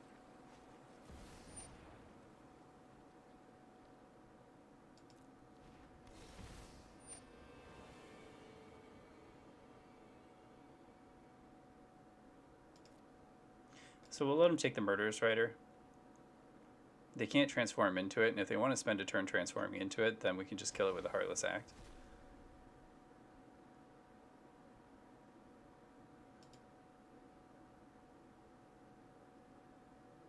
Like I'm not worried about a 2/1 on the battlefield.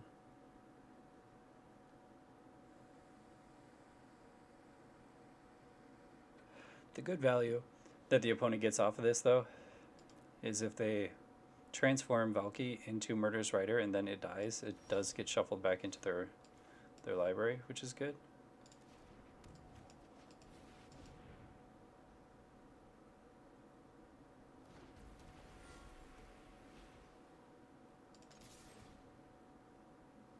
It was awful, you guys.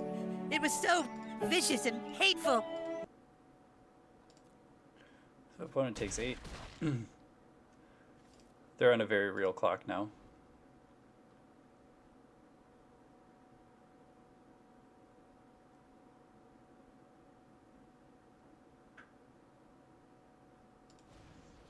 Okay, so they opted to play Bone Crusher Giant, which is fine for us.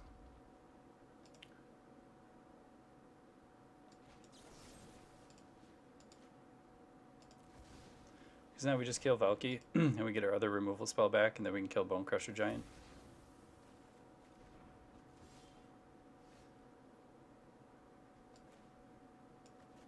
Alright, so we win this turn. Yep. Hey, Basic, how you doing today? Bearded, what's up, bro? I didn't see you come in. Sorry, I was at the end of a game there. Well, thanks, Bearded. I appreciate you coming in and out. Basic, I'm doing great. Thank you, thank you. Thanks for showing up. Appreciate that. Yeah, I think everything stays pretty much generally the same. Brazen Borrower, again, doesn't have that much value for us, so we don't need that. They're not playing blue, so Dispute does nothing. I think we're fine without the negate and Disdainful Strokes. They can duress us as long as we can set our hand up. We should be fine.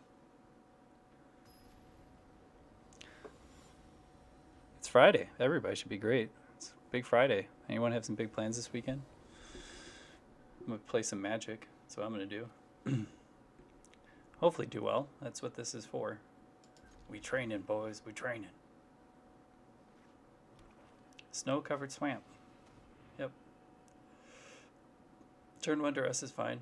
I would probably take Behold or Shark Typhoon. It's a good choice. I think Valky's okay. They can play their Valky and take a Goldspan Dragon from us. But it's so long before they can activate it, we should be able to find a removal spell before that happens. Should. I say should.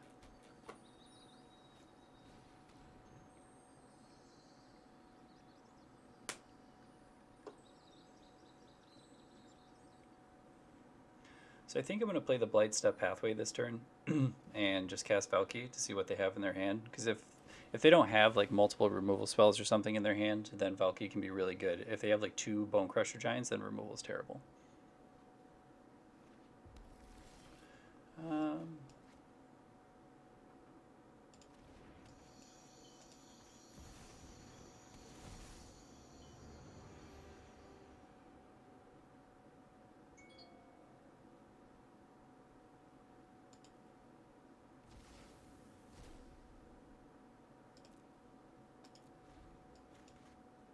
So that works out for us.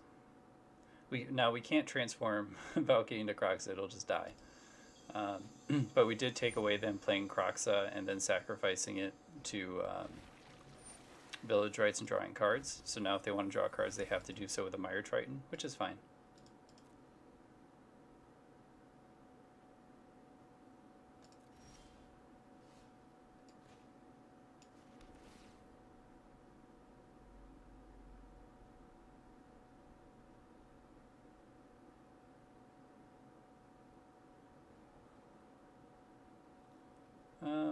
Yeah, I think we want that.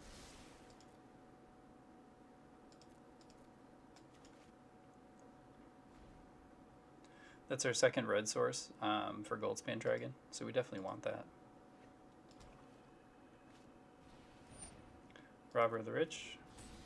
It's fine, they're going to hit a land.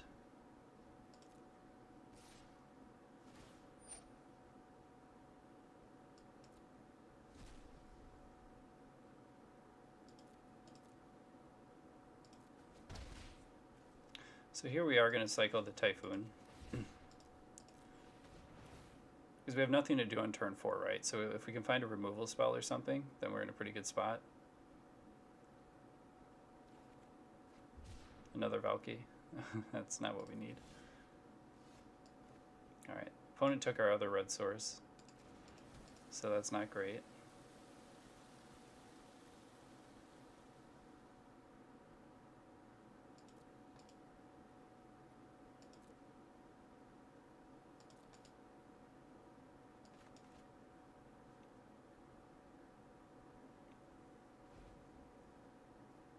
Oh, no worries. No worries at all.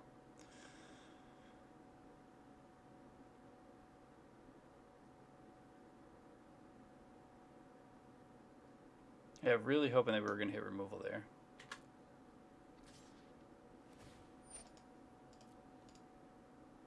Oh, they hit.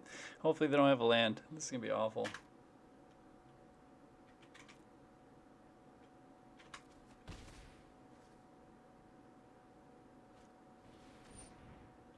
That's pretty awful.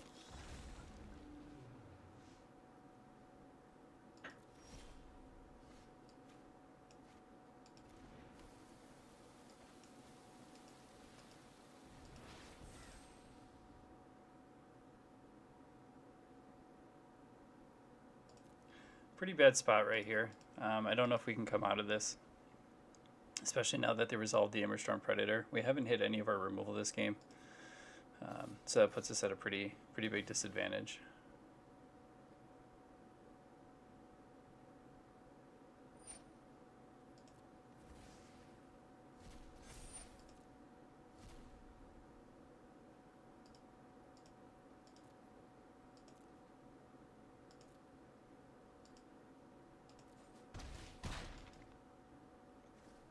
If they hit a land here, like we definitely lose. Yeah, because now they have a Goldspan Dragon. So we need to find an extinction event. That would be great. Oh man, that's that other red source that we need.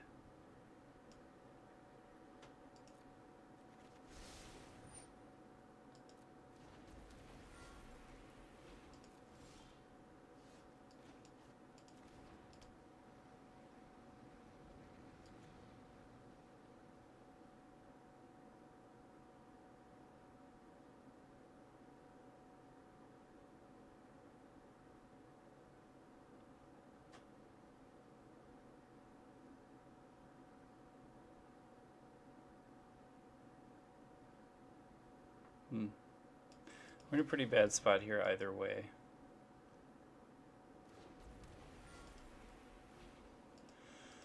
The question is if we want to attack here. They can swing back for 8, 10. Yeah, alright, so we'll lose. Well, we won't because we'll kill something with a Heartless Act. We'll take 5. We block here, 7. They Croxa. They don't have enough to cast Croxa from the graveyard. They're not going to take the trade, but it's a desperation move. But we kind of have to. We kind of have to do it. Not in a fantastic spot here. We'll end turn.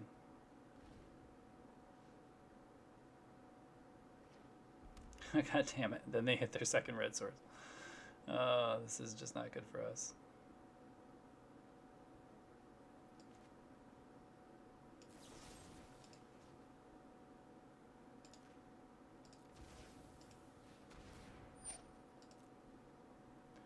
Not good for us.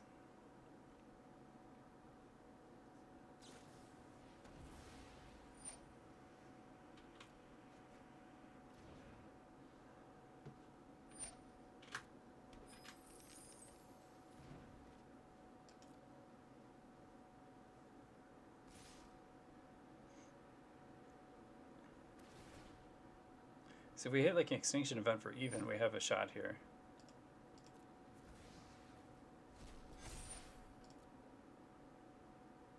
Oh, and they just hit eliminate. Rip.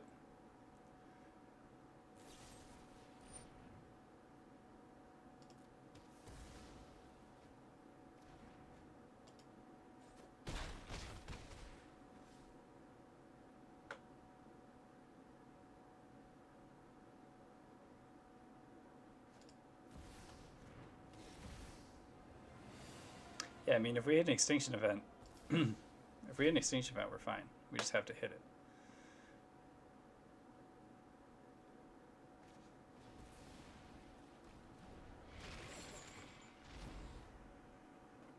One time, off the top, give me an extinction event. Right now. Right now. Come on. Come on, one time. God. Alright, that wasn't one time, guys. That was the exact opposite of what we needed there. It happens. It does happen. But still, we took it to 3 games. It's not like we got blown out of the water there. We just needed to hit some more of our premium removal. We didn't get it, unfortunately. I didn't even see it crush the week. So we had 5 sweepers in main, and we never saw one.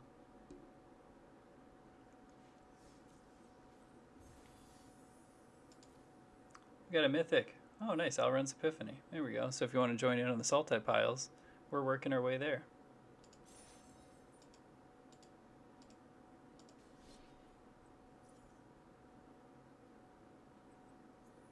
Cast 40 creature spells. Of course that's going to take me a while. I don't really play many creatures.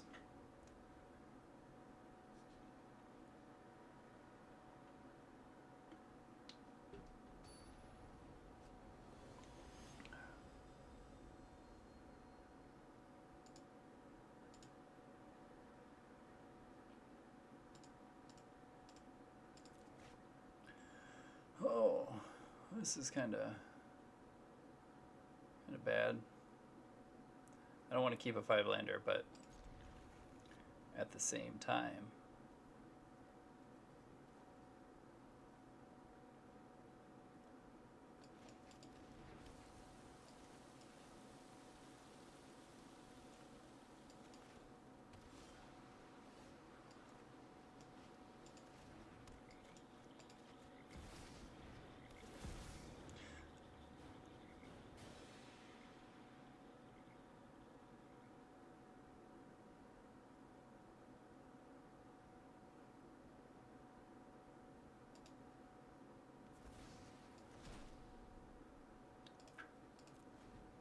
we'll take that.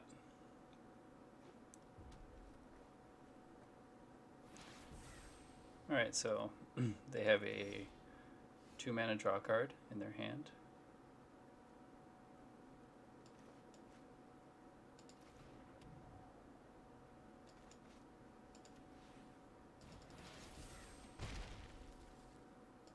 We will do the same.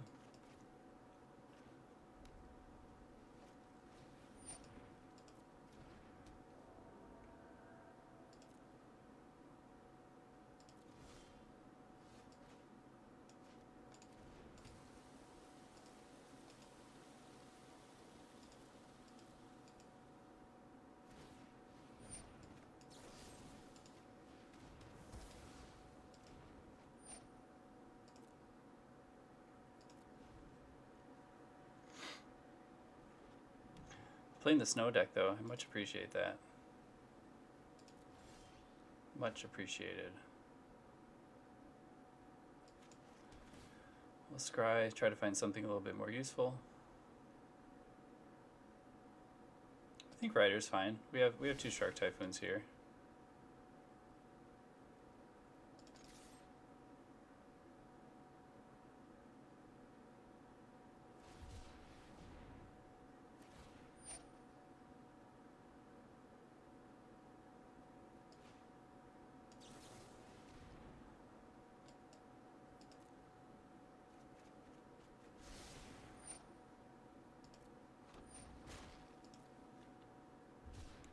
Alright, so if they want to trade their Shark for the Brazen Borrower, I think that's reasonable. Or for the Valkyrie, I think that's reasonable. But we wanted to rip off the hold while we could.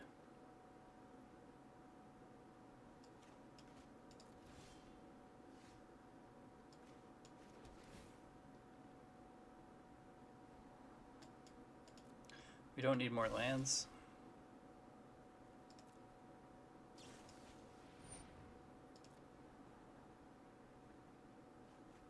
They like both cards. That's not a good sign generally. Usually that means it's gas, and we don't want that. So here the opponent can Brazen Bar or a Shark Typhoon, but it makes them have to do something.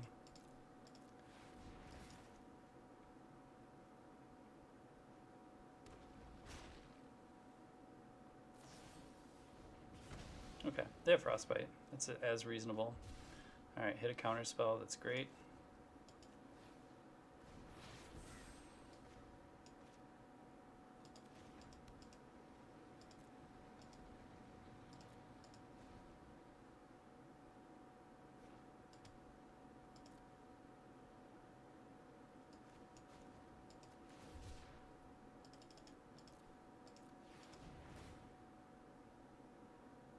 Hopefully we find our Field of Ruin.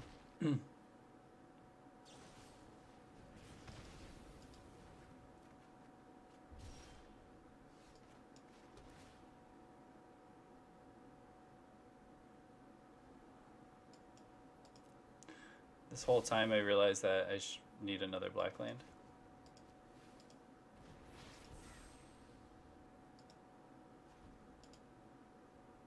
So they'll get in for 4 with Faceless Haven here.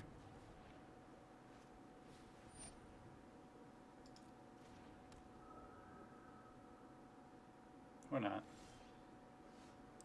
Alright guys, we really need to stop drawing lands. Look at, you guys see what you see this? You see how many lands I've gone through, even scrying and cycling and everything? This is absurd.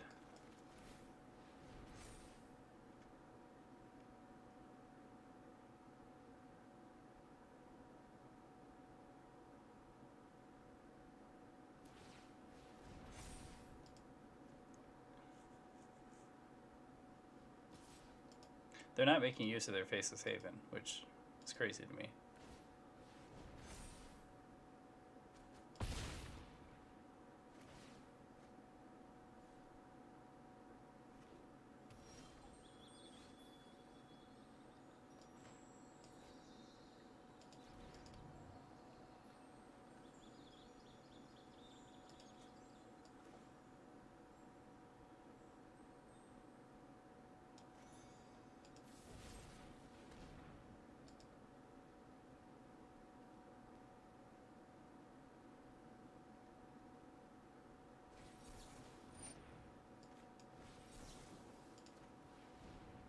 We kind of can't let this Ascendant Spirit go on, otherwise we just lose. Because like they'll bury us in card advantage and be pressuring our life total at the same time.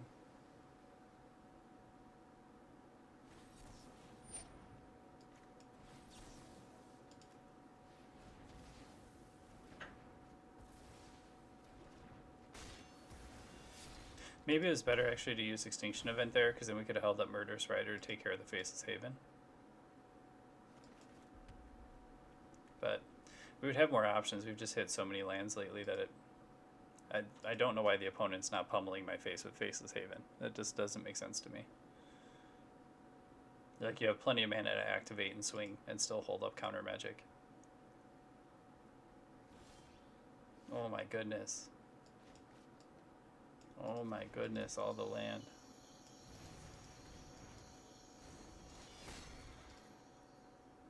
Hitting all the land in our deck. We have 12 lands in our total pool right now. 11 on the battlefield, 1 in our hand. That's not how you win games. That's not how you win games at all.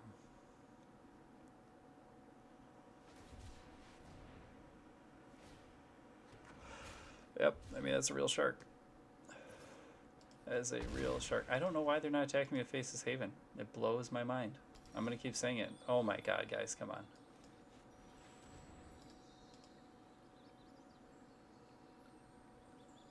If they have a counter spell, we just lose.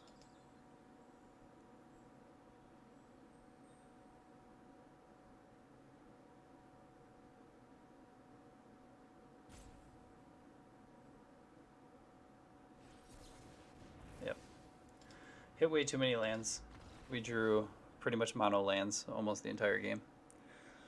So, unfortunate. That's how it goes. But we want our Duresses and Mystical Disputes.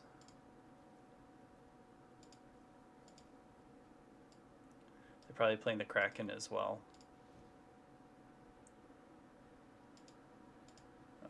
I don't think we need Disdainful Stroke. Extinction Event seems pretty slow against them. It doesn't seem like they're going to be amassing a giant board where Extinction Event's going to be great. I think Shark Typhoons are good. Valky's okay. I think that we have enough answers for them. We probably cut down on a Valky. It's going to go late. I don't know if we need the Extinction Event. Brazen Borrower seems fine. Negate seems fine. All of these things seem pretty good, actually.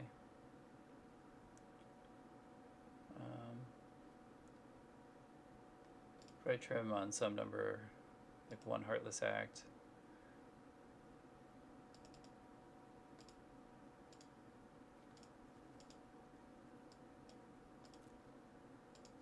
I think Bone Crushers are good.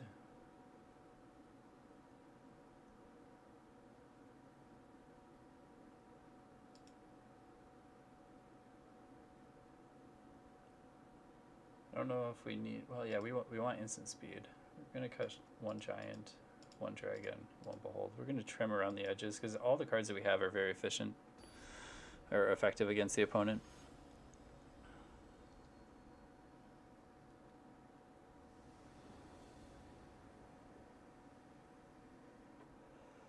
All right, let's try it out.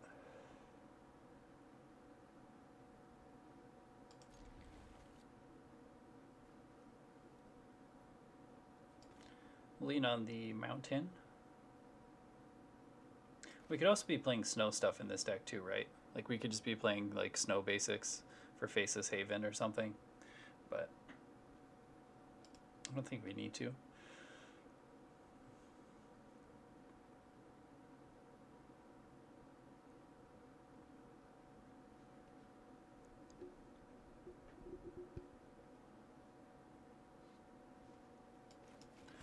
We'll lean on the Mountain. And depending upon what the opponent does, we can either play Plains or a Swamp.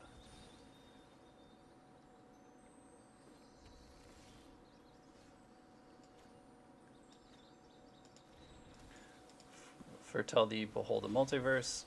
Since the opponent didn't do anything, we don't have any creatures that they can kill generally with Frostbite, so it's fine.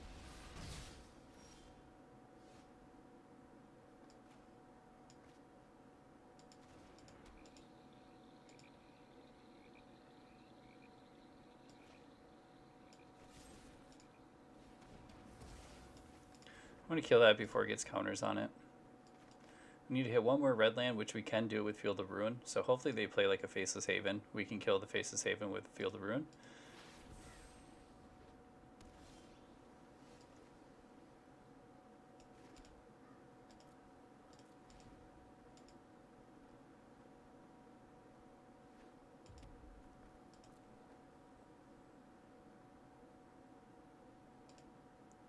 So here we are going to go for a Behold. They either have a counterspell or they have a Behold themselves, or both.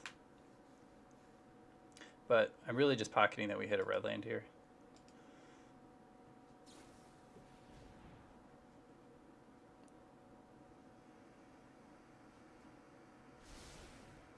I'm guessing they found a counterspell.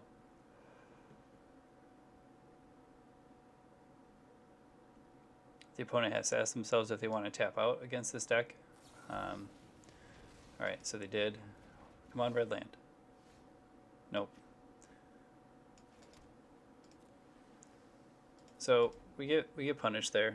We're really hoping to top deck a red land so we can cast Goldspan Dragon and then just try to run away with the game. But unfortunately, it did not work that way.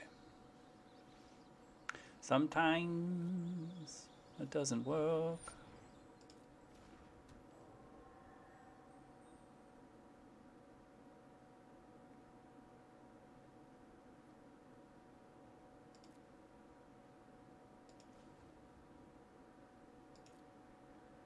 That's right, all they have is basics.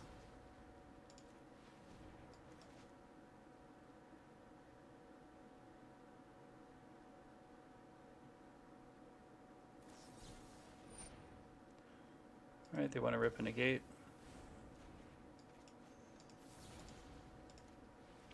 See if they have another counter. I'm just really playing to like what's in our hand, and that's what we need to do is hit them out.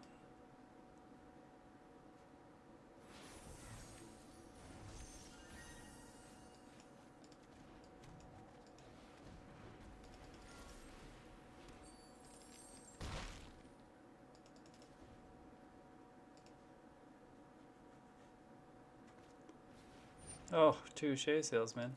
Touche.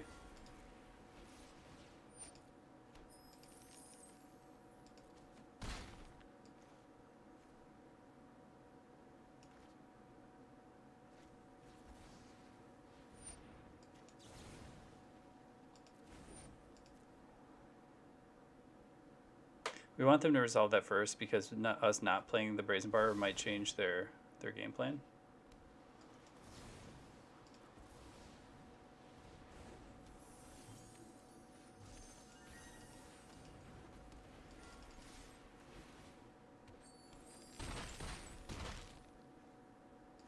We're going to hold the land in our hand, bluff a spell.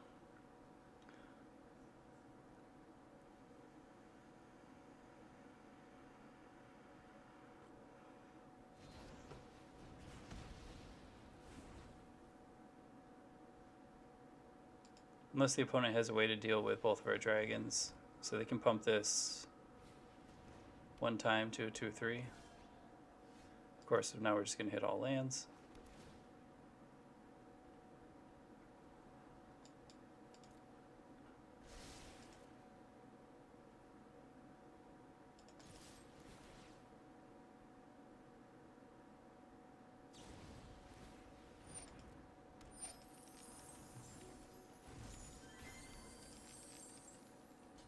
So the nice thing is we have infinite mana.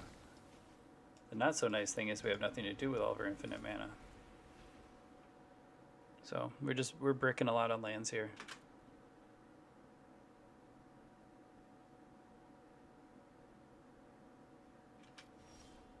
Oh my god, come on. So they have 6 no land, so that's 2/5. So they can make it a 4/4 and kill it, which is not great.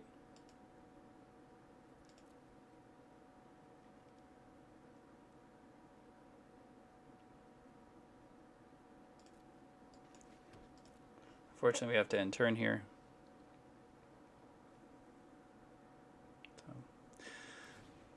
So both these matchups so far,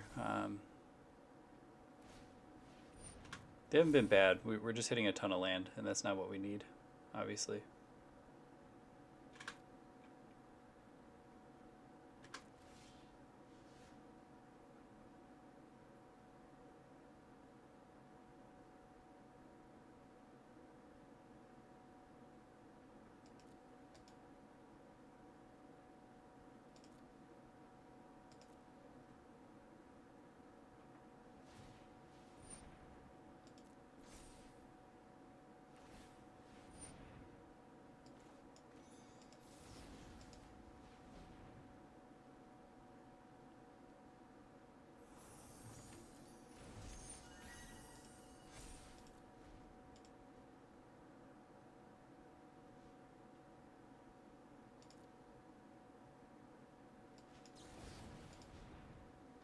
They could have a counterspell here.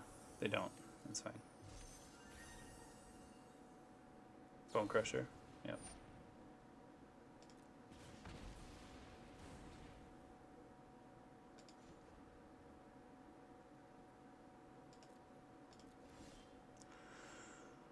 Oh, come on, game. Come on. What is going on here? 2 games in a row. Too many lands, man.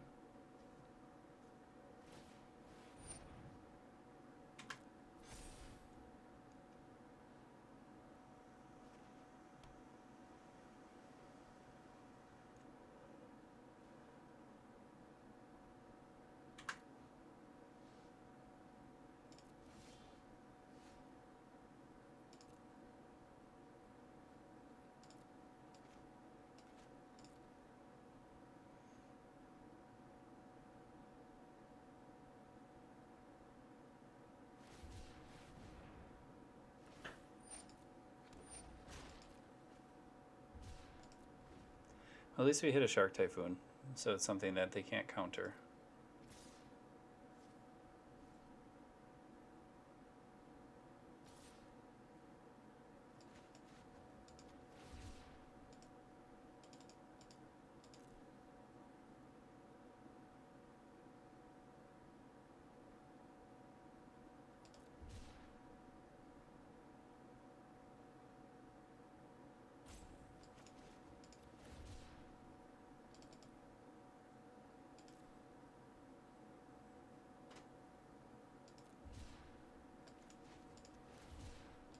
They could have a way to deal with this.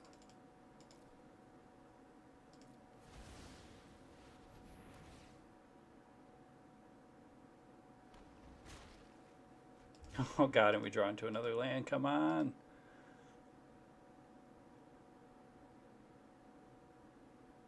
I mean, this dies to a Brazen Borrower. Like they definitely can have the removal for it.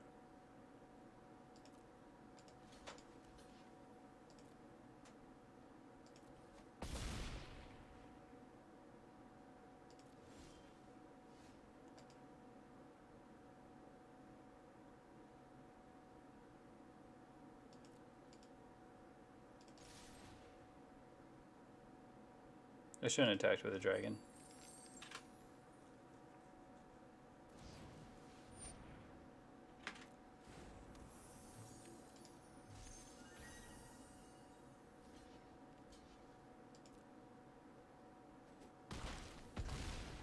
That was a mistake.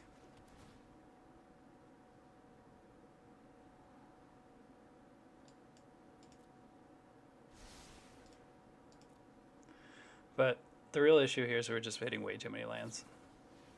Way too many lands.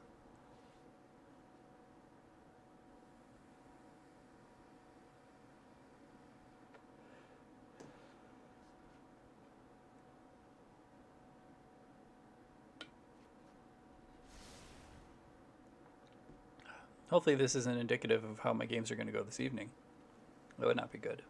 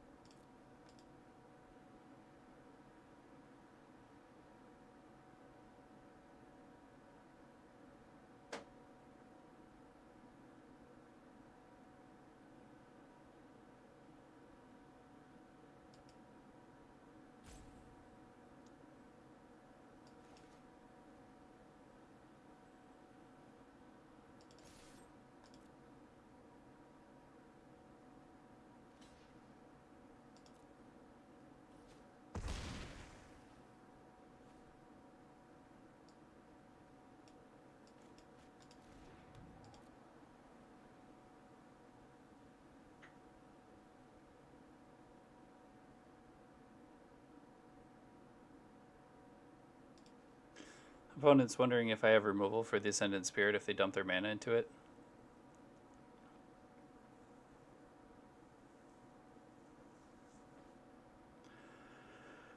Which I have. I have removal, but it's not good for what they're trying to do.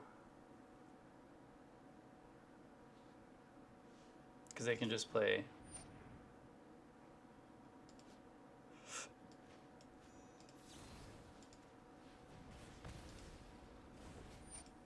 There we go. Well, at least we got it. But now they get to scry 5. So the opponent's really going to be able to find whatever they want to deal with it. So it would be crazy if they can't find a Brazen Borrower or some form of removal for the 12/12 Shark. So I see no reason why they can't find an answer like that.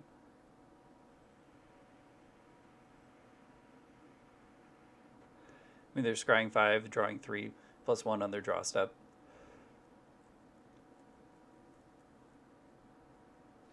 Yeah, and they kept 4 top. That's crazy. That's crazy.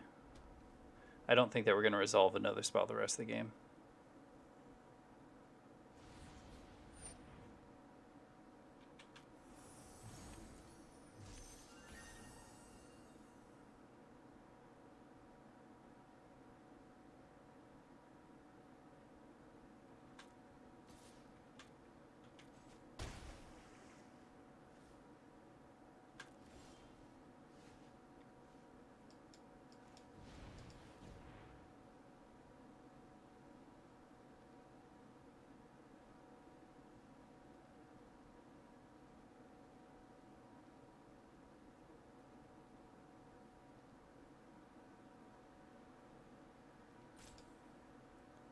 Opponent can try their luck. I've just been top decking lands for a while. I mean, it means we're bound to hit some gas. I just think that the gas is going to come too late.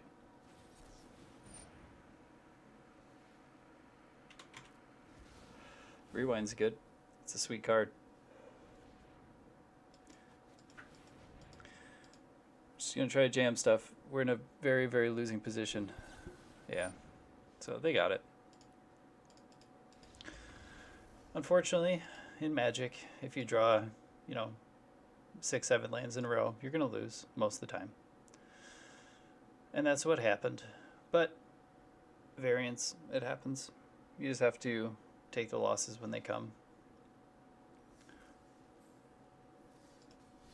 And as I say all the time, you can make the correct play in Magic every single play, every single turn, and still lose the game. There is so much variance to this game that it happens. So even if you make the right plays, you can still lose.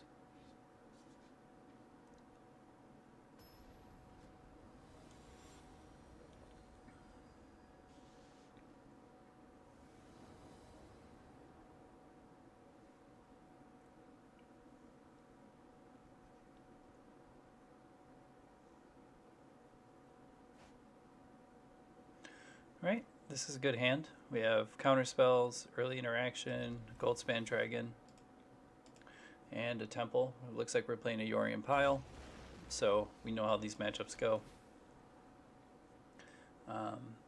Brazen Bar is not great against them. So we're going to Foretell Saw coming on 2, and then just play draw go with the opponent.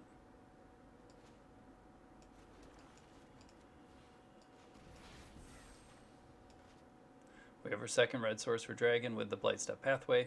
So you wanna try to run out your basics earlier unless you absolutely have to. That's fine. We got the counterspell out of the way before the opponent could do anything. So here we're going to take the opportunity just to resolve a Bone Crusher Giant.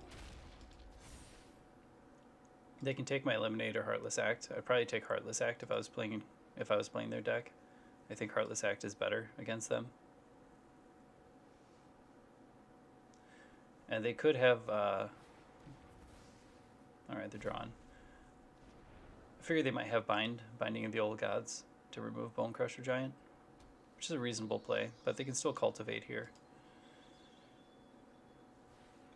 Instead they'll buy Yorion, okay.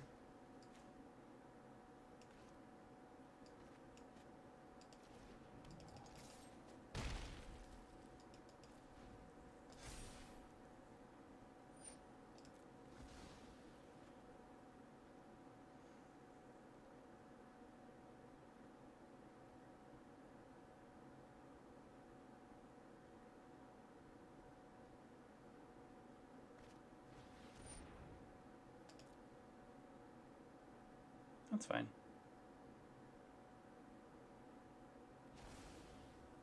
That lets us cleanly resolve our Goldspan Dragon next turn.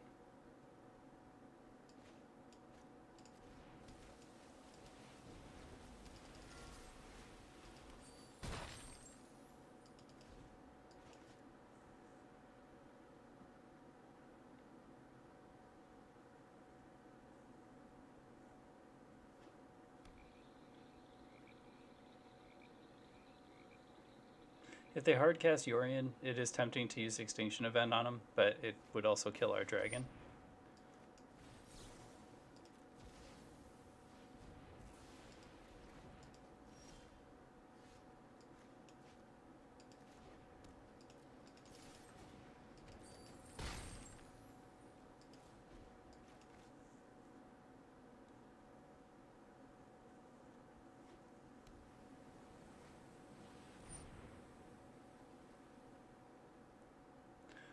So that's unfortunate.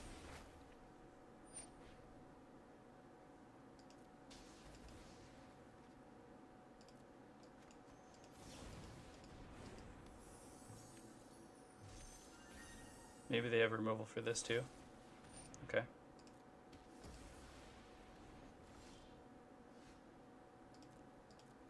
So now we just have to pass turn. Now the opponent's in a significantly better position than we are. Too much removal. In this matchup, we're going to cut the eliminates, and we're also going to cut the extinction events.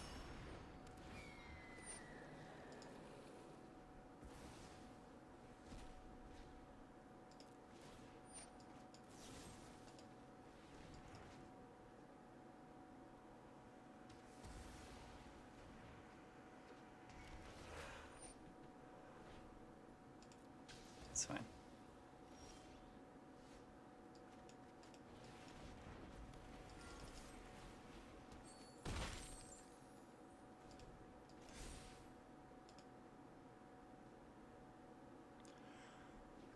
Now we're just hoping the opponent doesn't have removal. Oh god, they got a Yorion.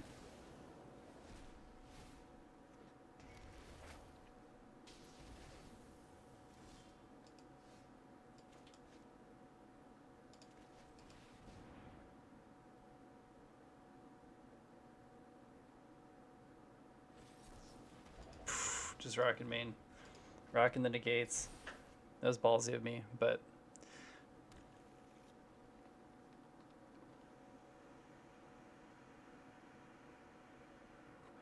if they have ultimatum, we lose. It's the unfortunateness of the situation.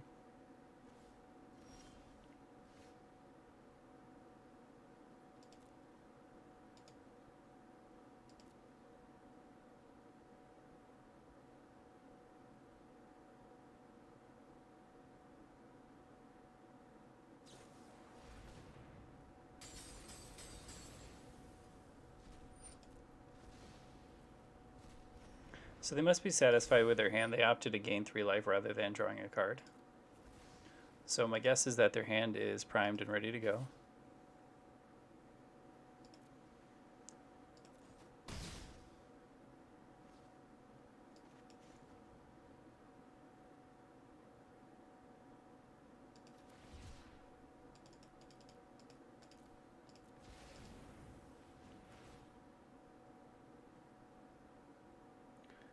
Alright, well it deleted something very quickly. I don't know what it did.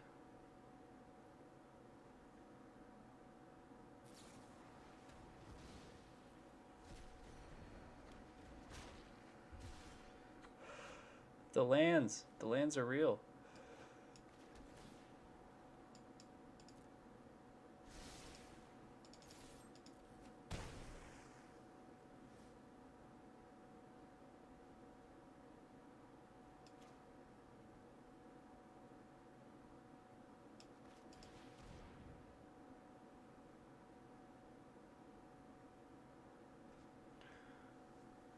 You can draw a card with Cling.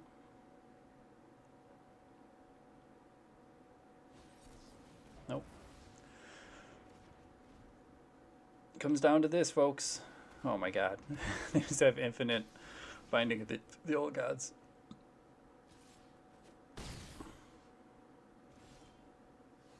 And here comes the flood. We do have a chance that we can rip, that we'll be able to resolve Valky next turn. I highly doubt it, but we have to try. The opponents went through 2 negates.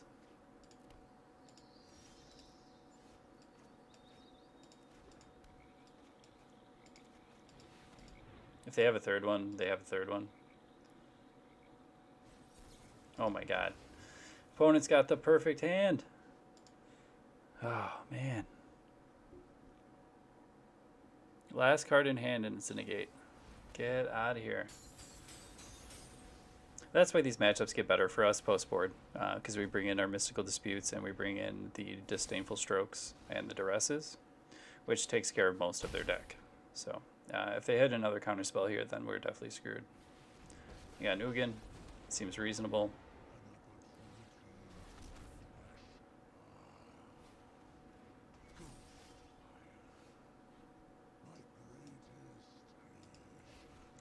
So we can cycle this. I'm gonna cycle this for 1.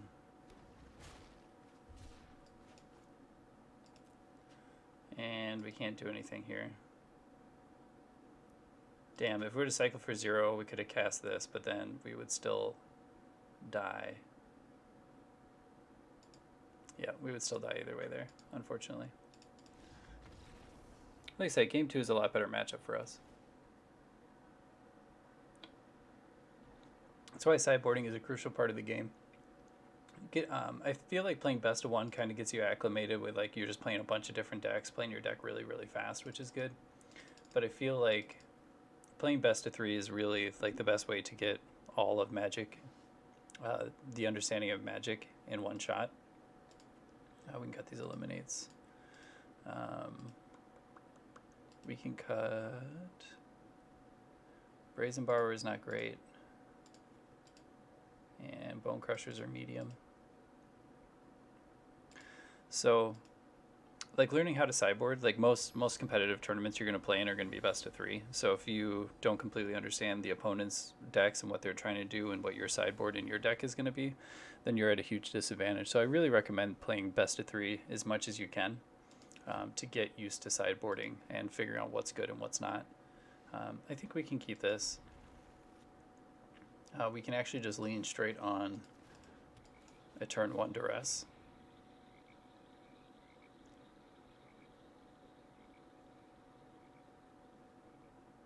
So, pretty good hand. The negate and the disdainful stroke are both interesting. I think the negate's better for them. I also don't like taking... I kind of like taking Elspeth's Nightmare here because it also gives them a free peek at what's going on. So I think we're going to take this.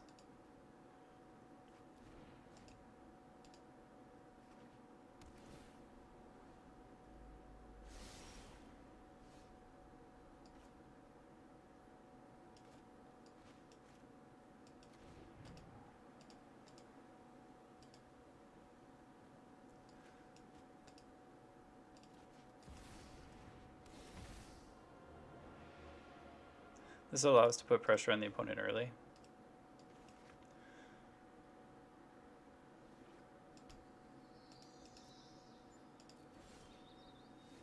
Okay, now we're just drawing every Valkyrie that's ever existed.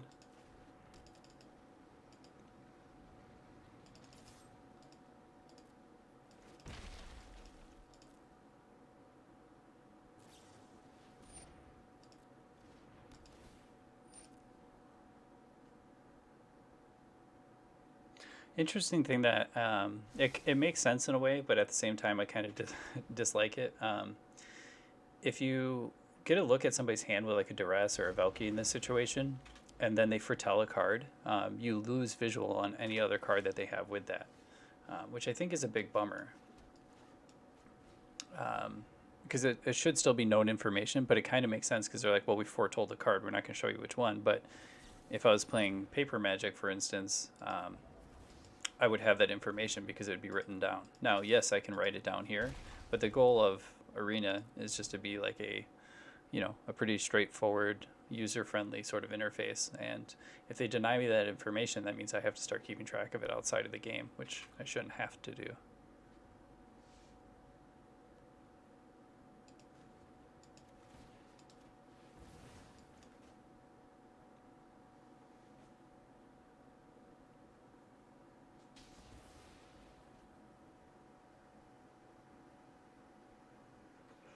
We need a mountain.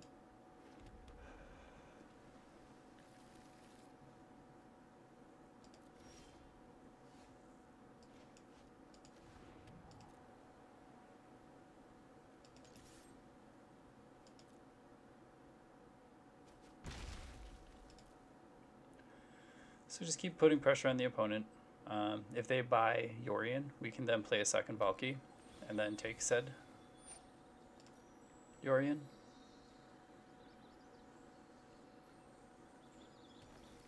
I mean, Valky's not doing a ton, but I mean, we got 6 damage on the opponent already, right? That's not like the most unreasonable thing.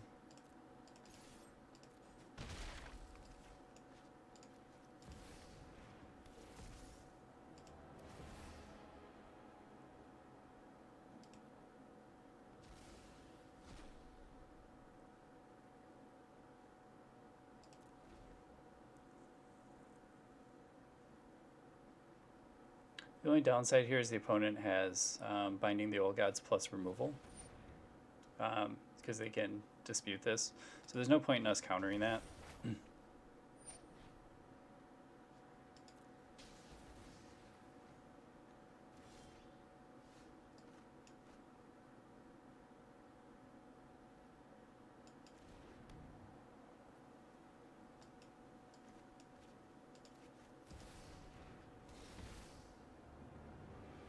Geez, they got a second Yorion. Well, that's not good for business. It was a good plan until they drew a second Yorion. Now it's a bad plan.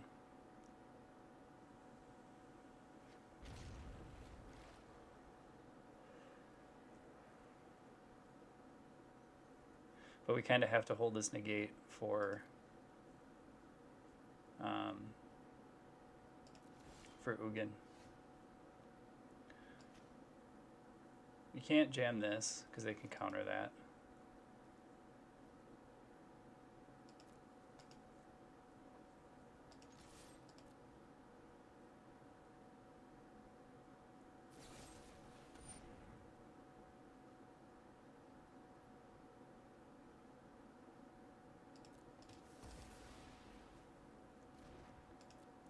Opponent's got a much better hand than we do. That's what it comes down to. Opponent's hand is significantly better, and they have like 5,000 counter spells. So they're not stupid. They're going to wait to play... they're going to wait to play Ugin until they have at least 9 mana available to them.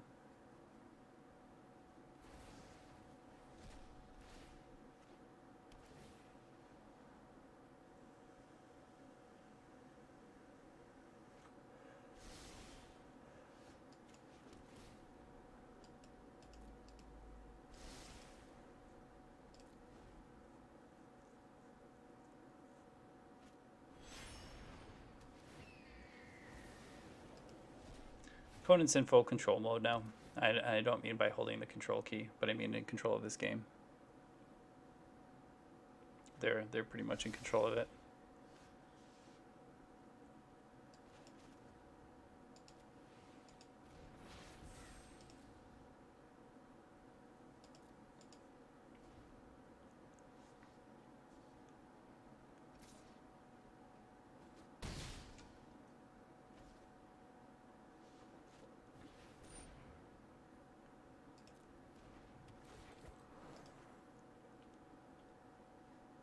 They got the value engine going.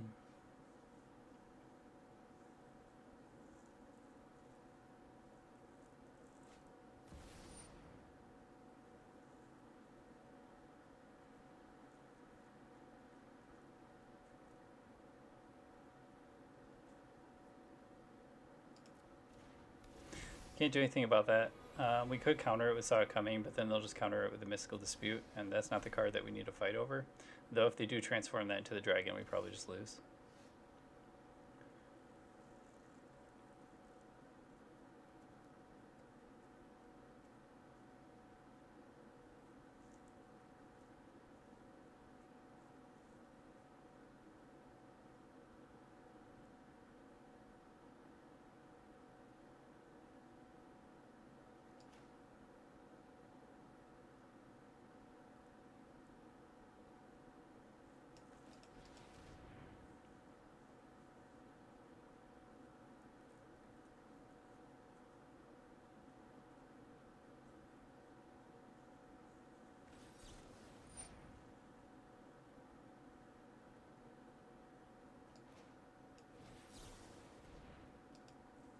Maybe doing this, the opponent will think that I don't have a second counter spell.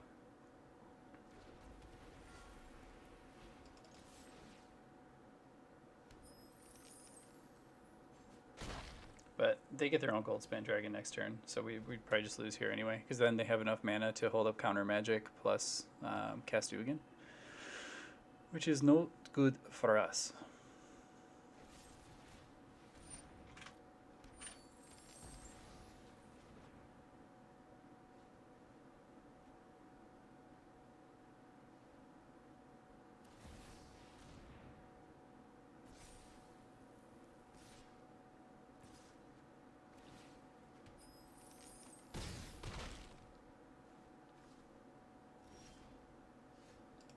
Alright, that'll do it.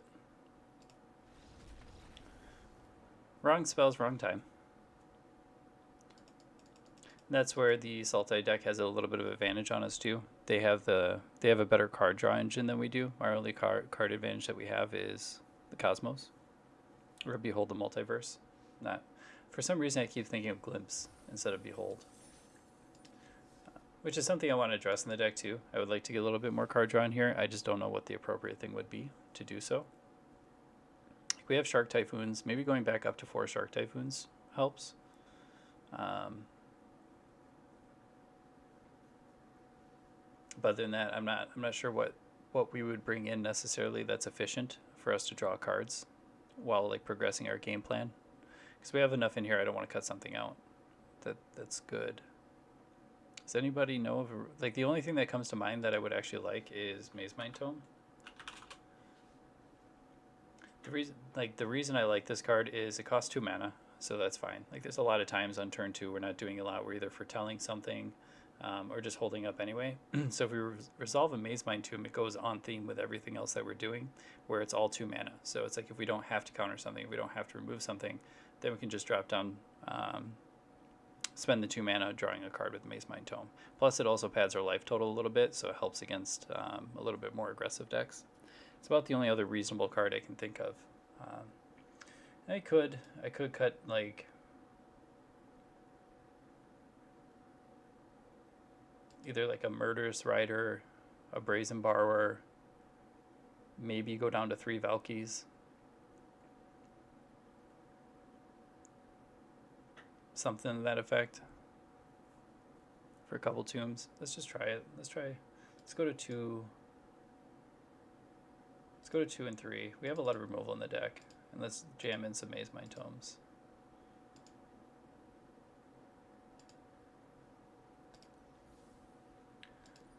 Maybe it's incorrect, but a lot of times Maze Mind Tomb's better in decks that you can play around it, right? Or like play with it to an advantage. It's meaning, you don't want to play it in obviously like an aggressive deck. Like that doesn't seem good for you. Or decks where you're like tap out control, things like that. You don't want to be playing it there. You want to generally build it into a deck that can play with it instead of forcing it into the deck. So we'll see.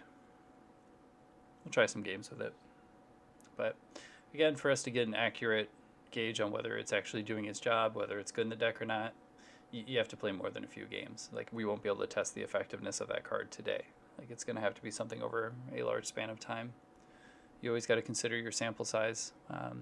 I play with a friend occasionally, and they'll play a game or two of Magic, and then they're like, "Oh, we should change this. This happened and this happened." I was like, "Right, but you played like 4 games. If you play 4 games, that's not enough evidence to show the effectiveness of a replacement." It's like, yeah, you could put in like a main deck sweeper and then play 4 aggressive decks in a row, and you're like, "Oh, that was a good idea," but it doesn't mean that it is a good idea. Nope. So like in this matchup, we'd want to board out Maze Mind Tome. Playing against the Adventures deck, you just want to be stacked on removal, really, is the big thing. It's like here, we can just get smashed in the face until we die.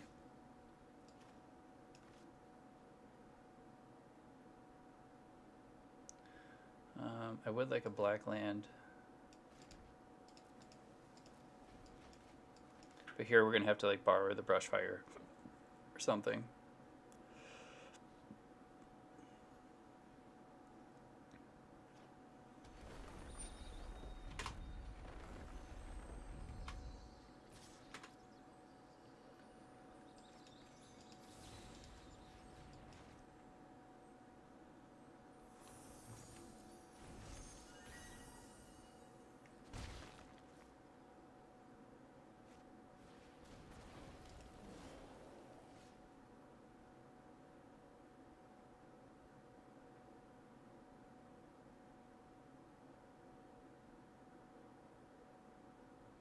This is a really interesting choice. We could play the tap land, so that way we can try to set our next draw and hopefully it's good, and then just jam the Maze Mind Tome. Or the other option, big option here, is just hold up Saw It Coming for their 4-drop, because they could be playing the Naya Adventures, and then they have Showdown on the Scalds on turn 4, which you just lose the game if that's the case. So that being the case, I think we're going to play around that. And we're just going to play the Field of Ruin here. If they do nothing, we can cycle the Shark Typhoon for 1, otherwise we can cast the Brazen Borrower as well.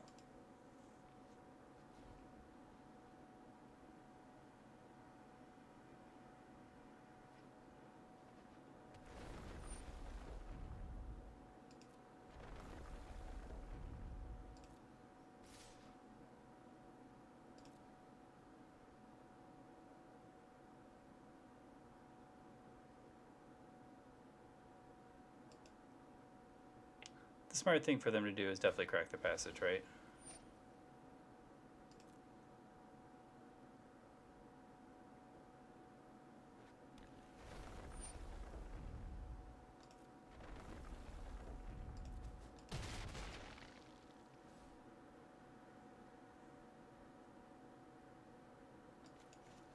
So we're going to cycle this actually for one.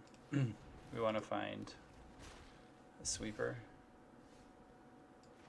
which unfortunately we didn't find. Bone Crusher Giant will be fine, as long as we don't lose on the following turn.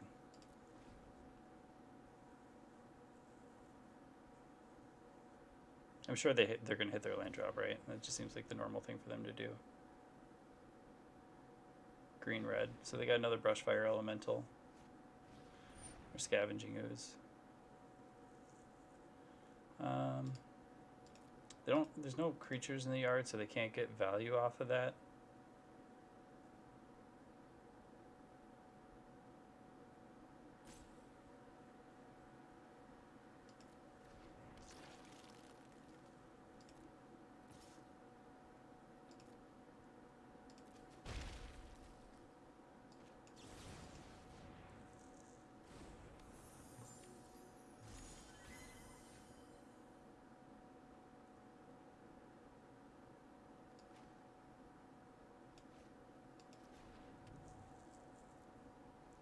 Do these decks play like Disdainful Stroke main? That's the question.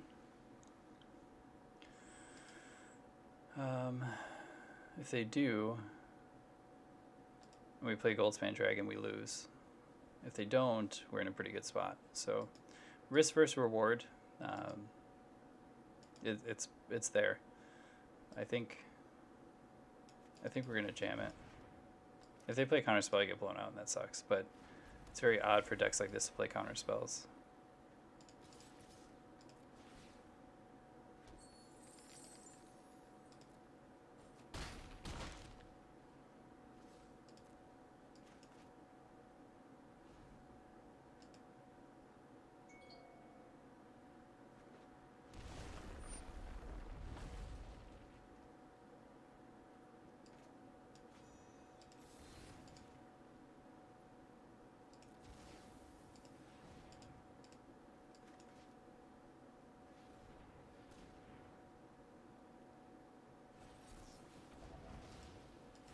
Okay, so they have a negate. Take big 6.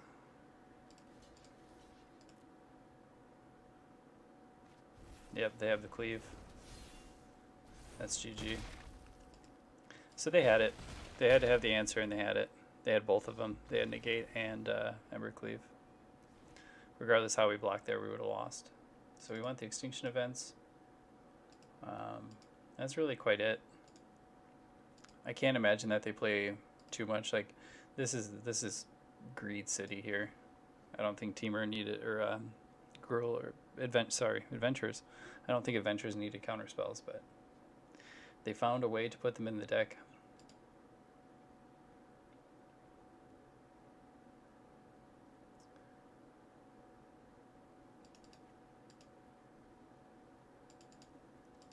We want more removal. We always want more removal. Borrower is okay against them. Bone Crusher Giant's a bit better. Got one Behold.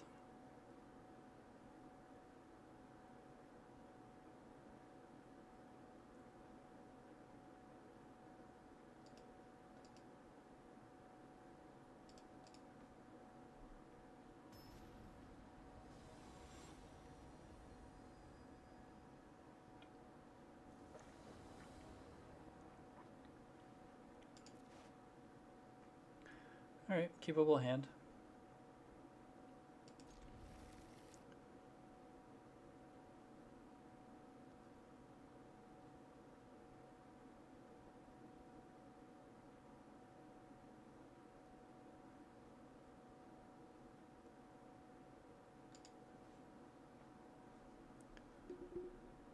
We have the things we need. We have early removal. We have a counter spell. We have Valky. Valky, we could just place a 2-drop and try to get a creature out of their hand. You get really punished on those if they have Bone Crusher Giants in the multiples.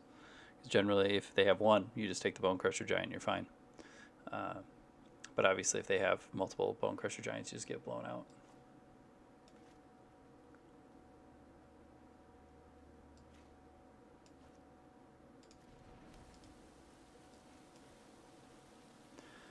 So we play an island there. We have a black source available to us. We have 2 red sources. So want to do a black source here.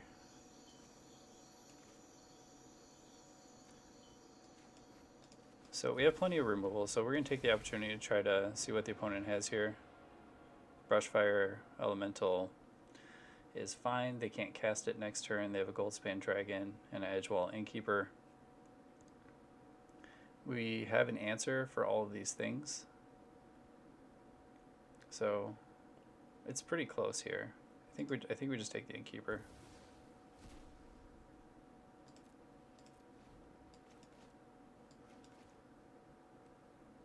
We could have taken the Questing Beast, but I think it's fine. I think we're okay.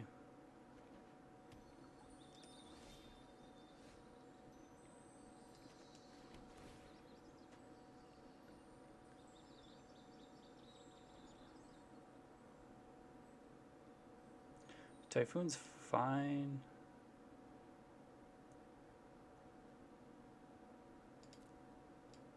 I don't think it's the answer that we need, though.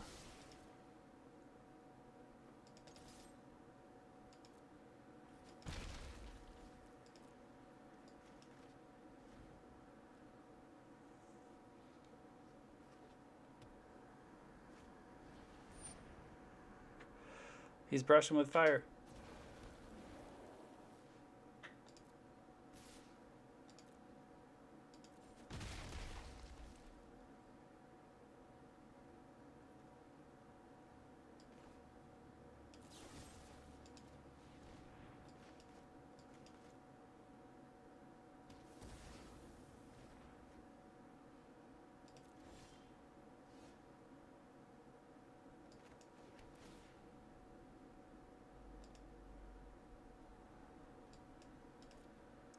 No more lands, please. We've had our fill of lands.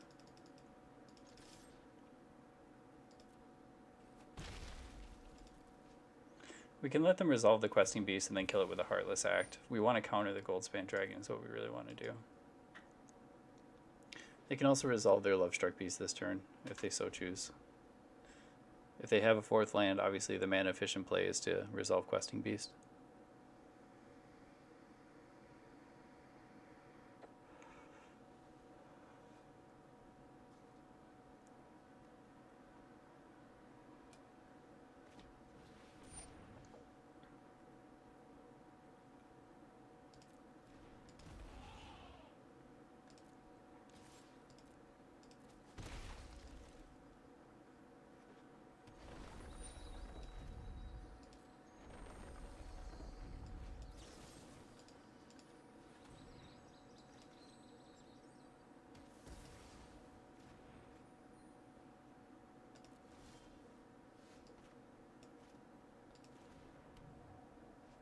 So now Crush the Weak's not so great.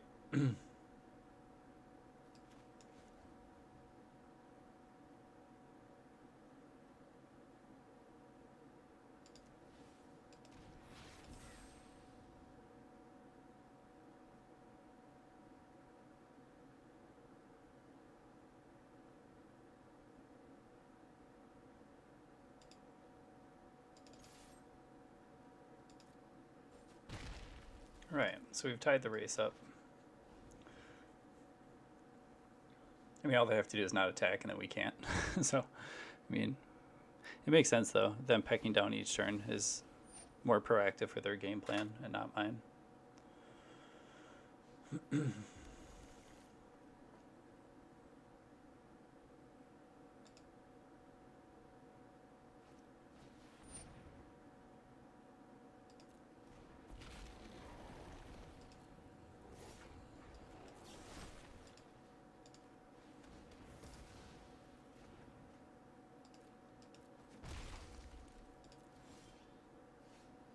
Too many lands.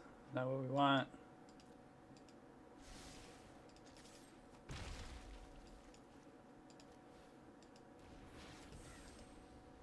Way too many lands.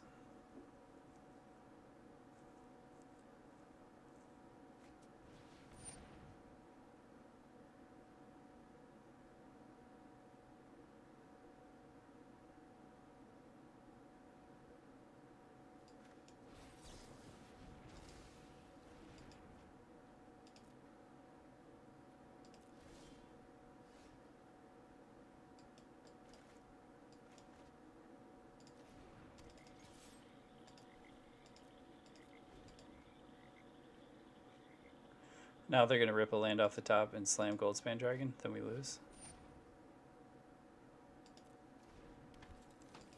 Oh no, good they didn't. But they do draw a card, so that gives an opportunity for a land here. They didn't hit a land.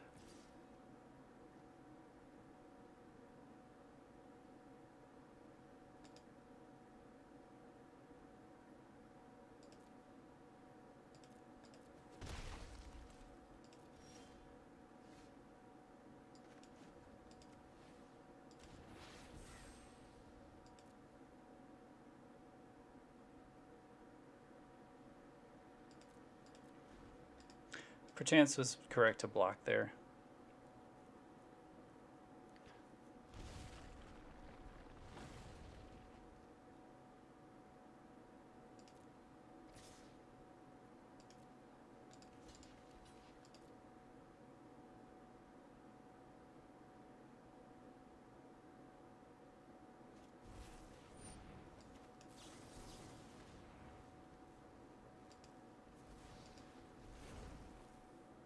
We'll block here, they'll play the other Edgewalling Keeper, and then we can crush the weak and get rid of all their 1/1s.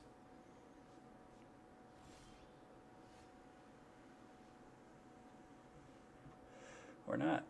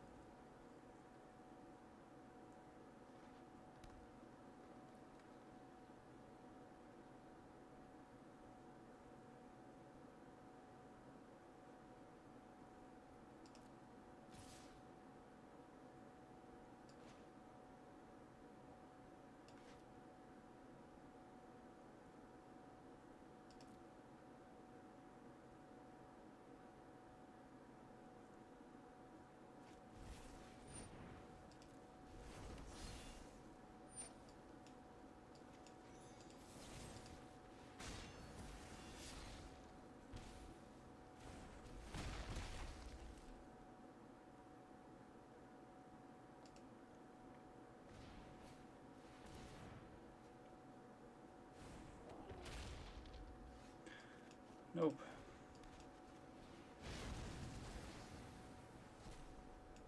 That'll do it.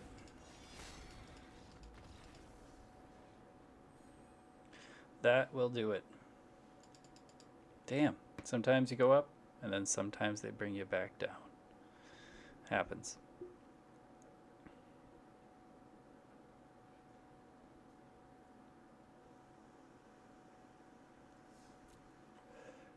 Is there a better sweeper that anybody knows of? Either in red or black?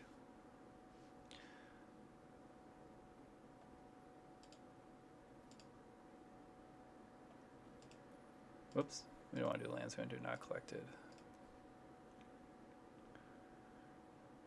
Maybe around the 3 or 4 range.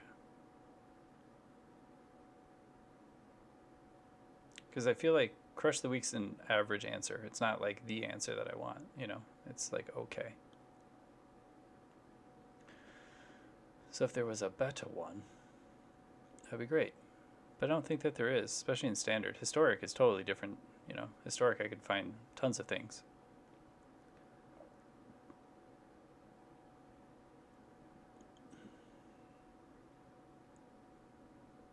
Oh, I'll hydrate some more.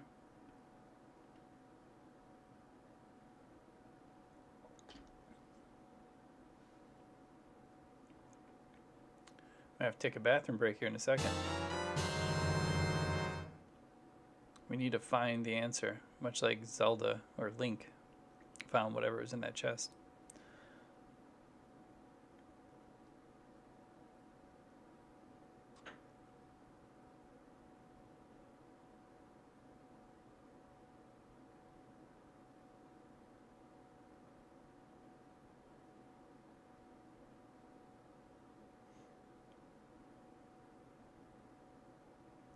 I'm not going to find anything at 2. That's pretty obvious. Is there anything else in Standard? I'm so out of touch with Standard.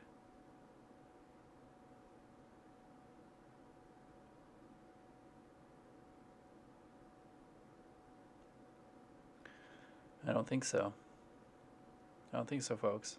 'Cause the only other like solid sweeper is Storm's Wrath, which is not great for us. It kills everything on that we can play. I don't think that there is a better one or a more efficient one.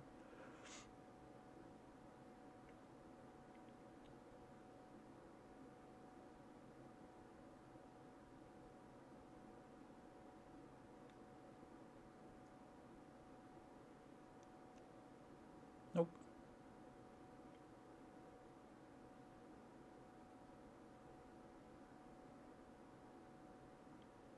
I guess there's the 5-mana Black Sweeper, and that's probably the closest thing that we get.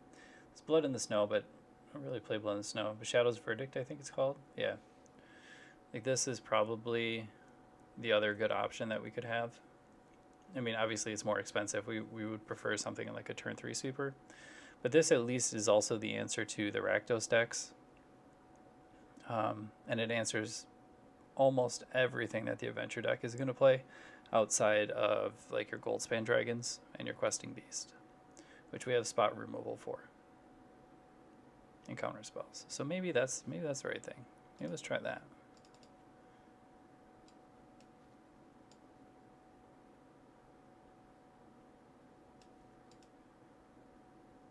Or maybe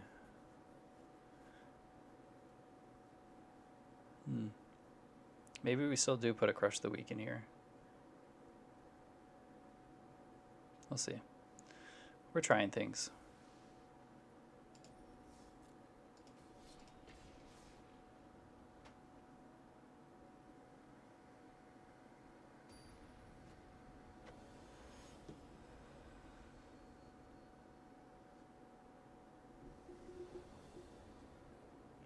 Sir Reginald.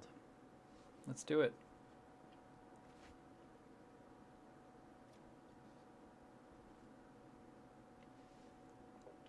It's not great, but we're on the draw. We have a Scry land. We can keep.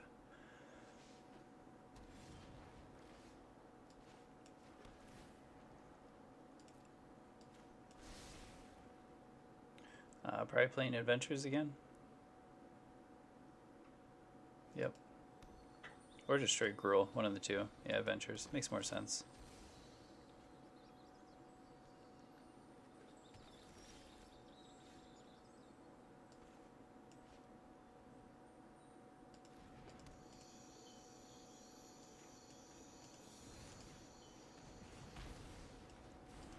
We don't want them to get any value off the Innkeeper if avoidable. So we have to bolt it. Scoos seems reasonable.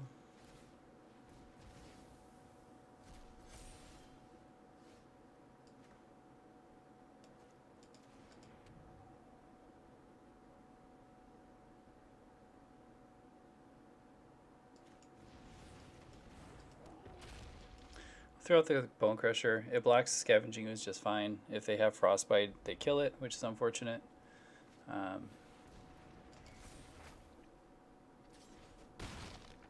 That seems a reasonable thing to do.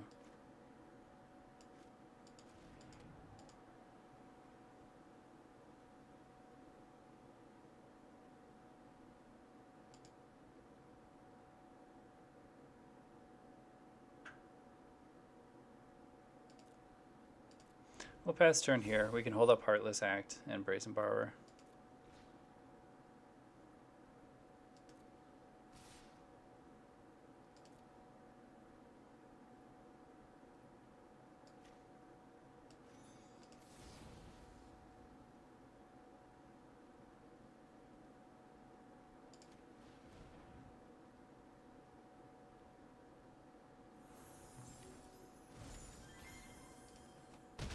Take 4 from our own giant.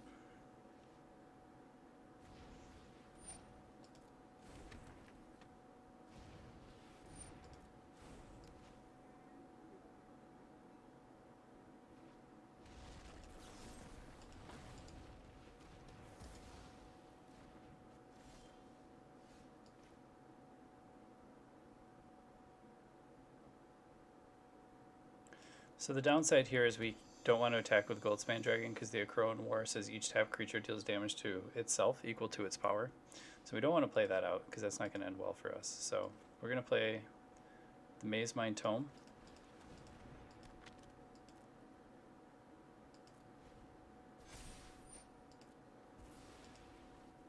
Get our giant back, and now we're not in a terrible spot. Gives us the option to draw a card if we'd like to. We also have a Saw It Coming. There's one creature in the graveyard for the opponent to exile. So we're going to let that resolve because that's not a major threat. We have a Murderous Rider that, well, we can't cast this turn, but we'll be able to cast.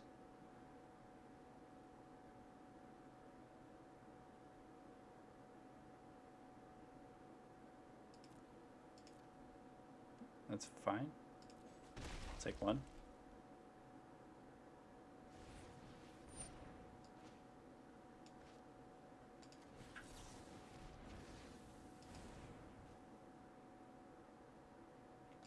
So normally I'm against scrying, but we are going to scry here. Alright, the opponent's tapped down. That's perfect.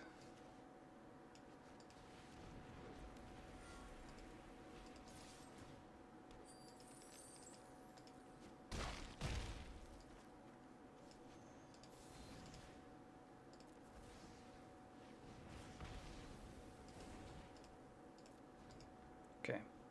So we've eliminated most of the threats from the board. They could have a Goldspan Dragon in attack, which would be bad for us.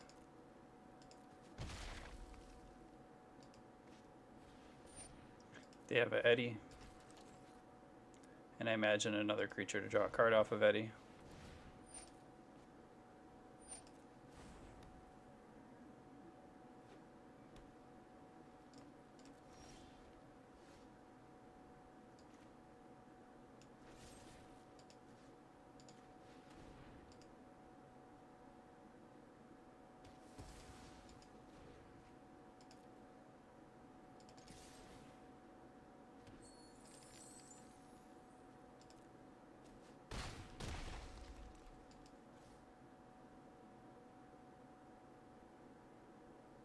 I'm just going to pass here. We're going to hold up Murderous Rider, so if the opponent has something like crazy that they're going to pull off here, we have an answer for it. If they don't, we can still Maze Mind Tome.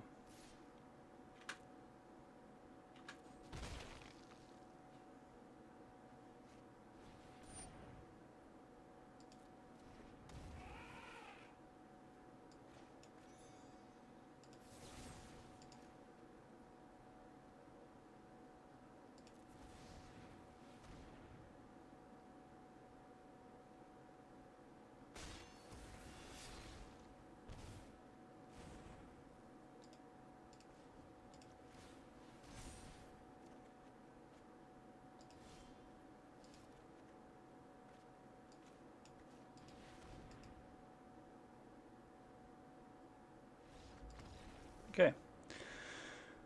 Close game. What we got there, guys? We got there as a team. We made it.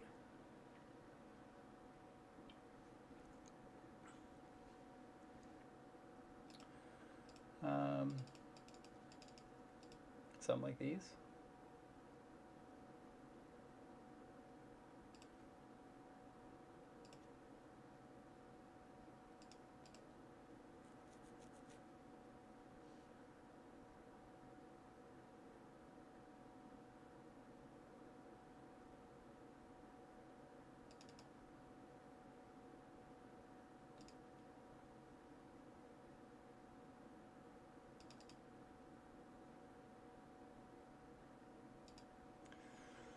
Big question. Do we have too much removal? That's very possible. I like leaving one Maze Mind Tome in here.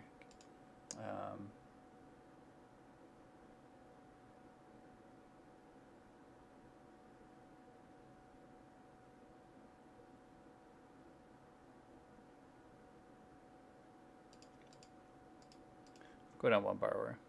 Bouncing their stuff's not terrible, but it's also not great. I'd rather just get rid of it, which we have plenty of ways to do. So, plus with Shadow's Verdict, our creatures get worse. Having creatures on the battlefield are worse. This would be an incredibly good hand if I just had another land or two. Okay, it's reasonable. So the opponent's going to be able to get like an Edgewall Innkeeper or a Lovestruck token on the battlefield turn 1. We'll put back one Sock Coming, as we don't have a lot of time to durdle on those. We just need to hit our removal first and foremost. We don't need another dragon. Land drops and removal is what we need to stay either at parity or ahead in this game.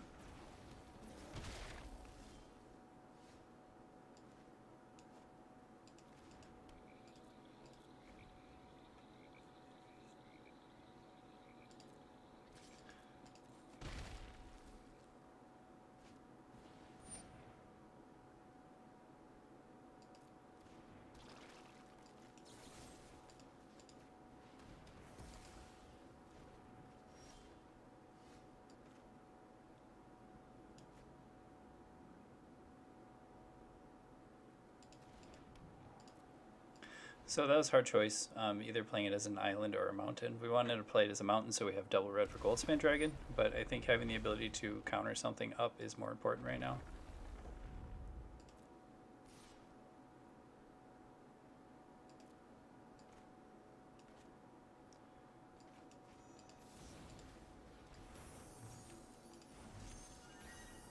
If they want to recast a 2-drop, that's fine. Damn. Yeah, we got punished there. Unfortunately, we got punished there. Could have just taken 3. Generally, in those situations, I will take 3. So I changed my mind about what I was going to do, or I changed like the usual of what I will do, and we got punished.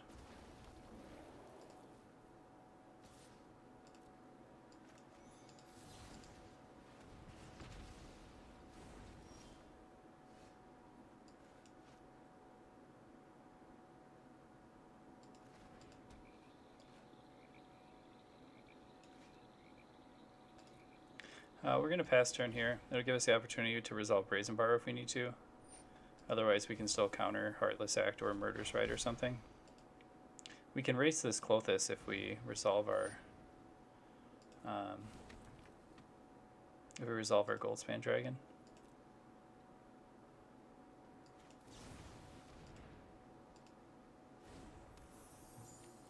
So that's going to get crushed.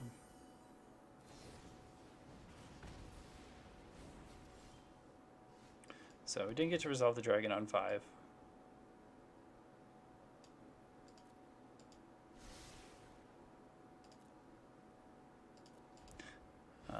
Now it's going to be really close.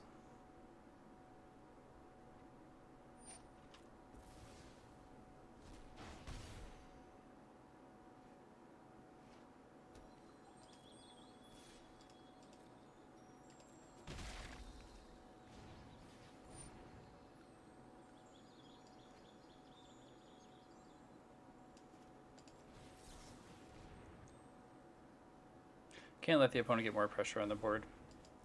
Otherwise we're for sure going to lose this.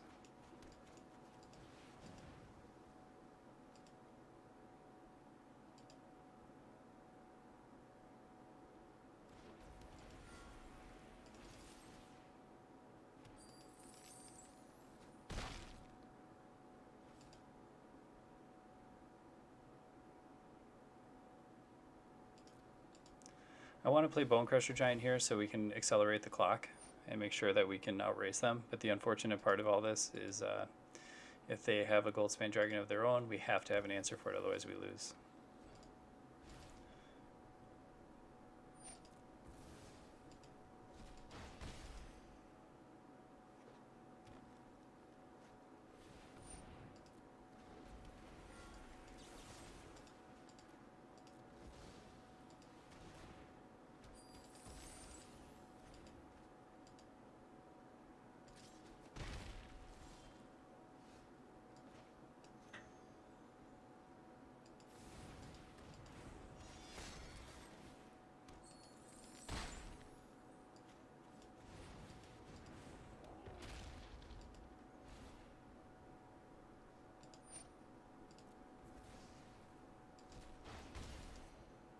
If they have another dragon, we're definitely screwed.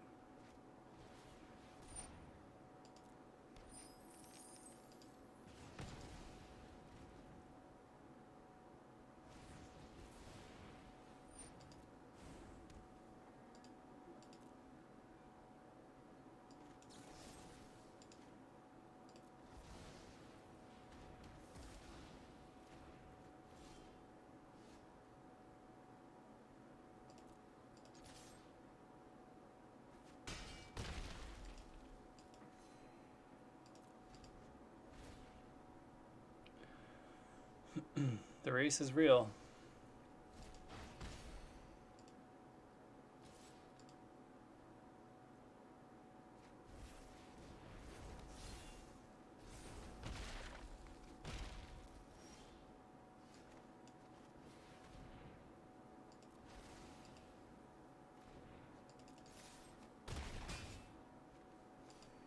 Now if they have a Bone Crusher Giant, we lose. Sucks.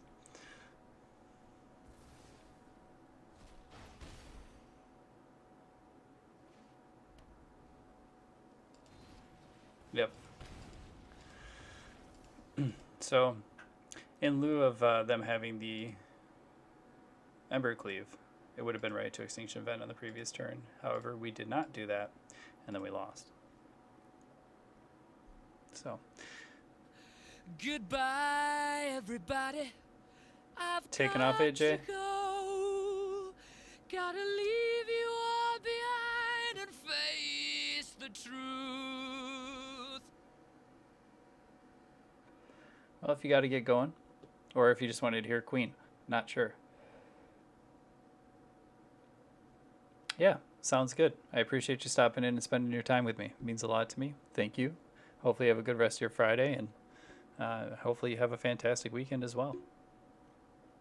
I'll have to wrap this up actually after this round. I got some submissions and stuff I have to do for the satellite, so.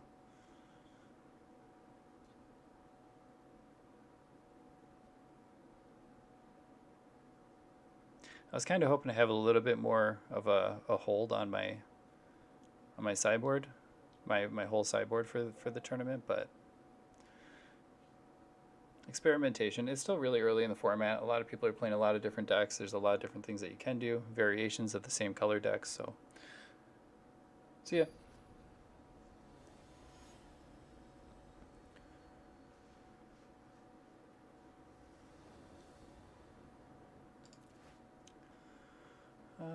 It's reasonable. It's not perfect, but we can at least hopefully scry something away, or keep it on top. Like scry away. I just knew it was going to be a land.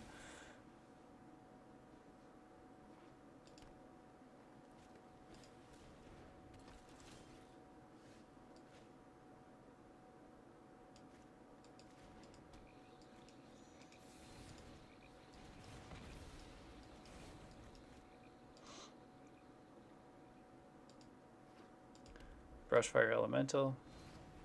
Bone Crusher? Okay, we'll take the Bone Crusher here.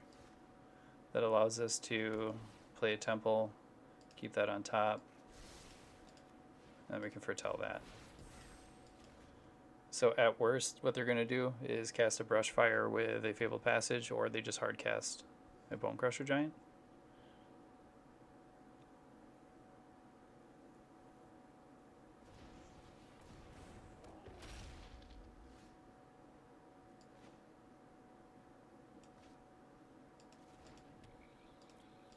This past turn here, we have removal up for 2 mana, and we also have Behold the Multiverse.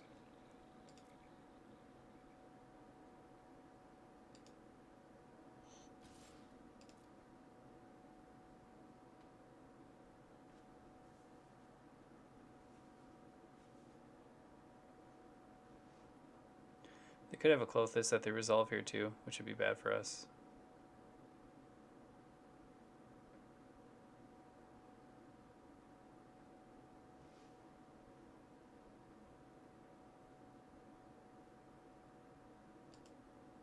It's more optimal to use an Eliminate here too. Heartless Act hits a wider variety of the targets. The only thing Heartless Act's not great against is their Scavenging Ooze, but it's good against every other card in their deck.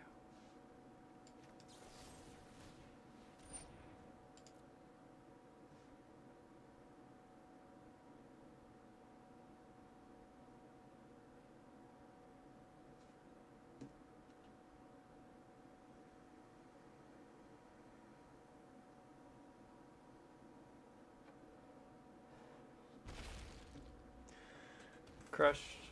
He's crushed. There's the Clothis.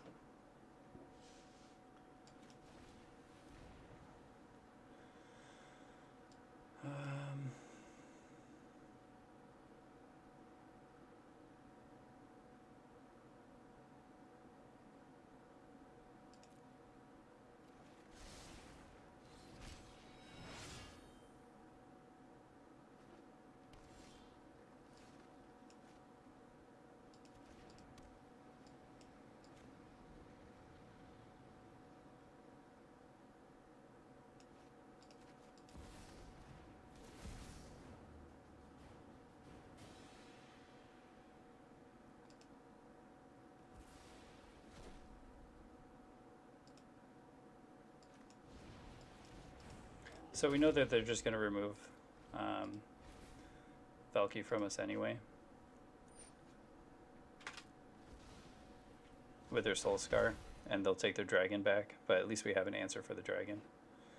That's why I tapped out to get the Bone Crusher Giant on board.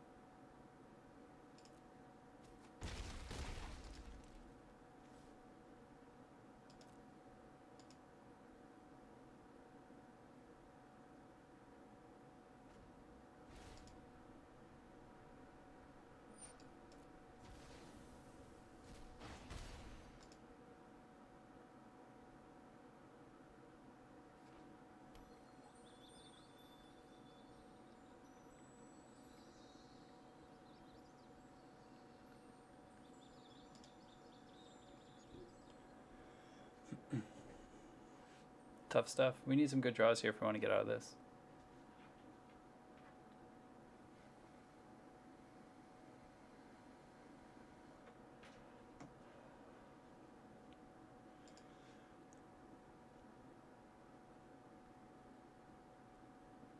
I don't know why they're not Soul Scarring me on my turn, though.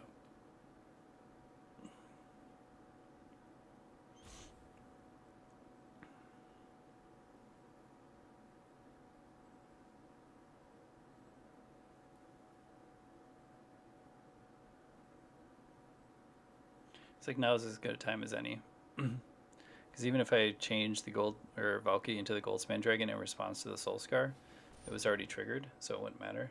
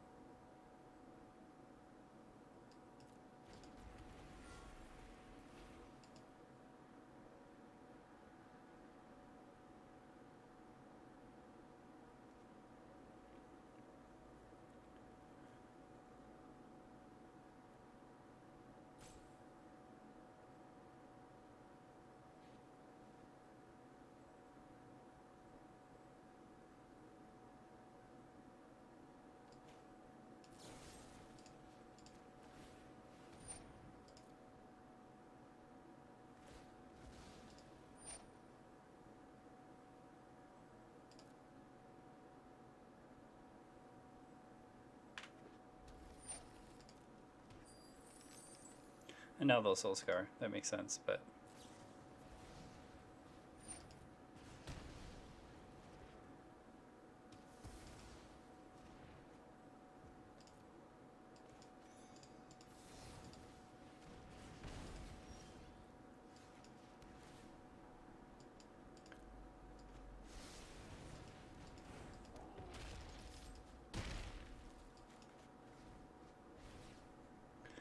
Alright. So unless we hit something big here, we're out of this game, unfortunately.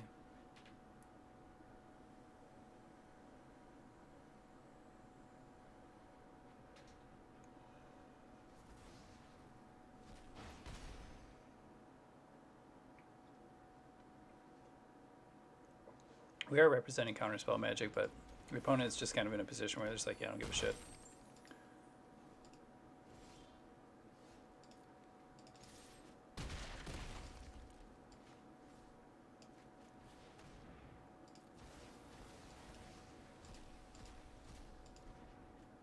is our best course of action.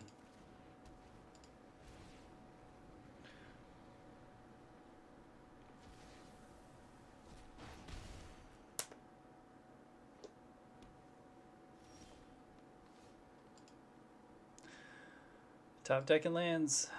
We have nothing to deal with Clothis, so we're going to lose here. Unfortunate.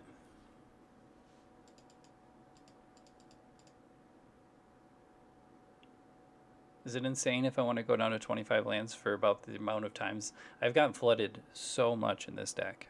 And that's not me being anecdotal here. This is me, like, I've played a very heavy amount of games in this deck, and I've been flooded a lot, but it's hard to attribute all of it to variance, but it very well could just be. But then again, like yesterday, I went 11-2 with this deck, so you know that says I'm not getting flooded. But anyways, so that's gonna do it for me right now. I'm gonna be doing the SCG satellite later this evening, so I have to get everything finished and set up for that, and I'll be streaming that with a delay because I don't think that you're allowed to have like a live chat simultaneously with what's going on. So reduce that cheating X factor thing. So I'm going to get all that set up, and hopefully you guys join me later for that. Hopefully we do well. I think that Grixis is a pretty good deck. I think it's a really good deck, and I think it's pretty well positioned, especially with the rise of all these Sultai-Pile decks. It's a very good matchup for us. So as long as we see things like that, we're actually pretty good against rogues. We're decent against adventurers. As long as we're just not seeing like straight mono white decks or aggressive decks, we should be all right. So hopefully it goes well. I'm going to pass the buck on to one of our other good friends that are probably streaming on Twitch right now, and we'll go from there. So let's go say hi to Gaming with Steven, and I appreciate everyone stopping by as usual. AG, I super appreciate the raid. That was fantastic of you, and I appreciate everyone that stuck around after the raid as well. It means a lot to me and to the channel. So I appreciate it. I hope you all have a wonderful day, and I really hope to see every one of you again later tonight. So we'll go say hi to Gaming with Steven, and we will catch everyone at a later time.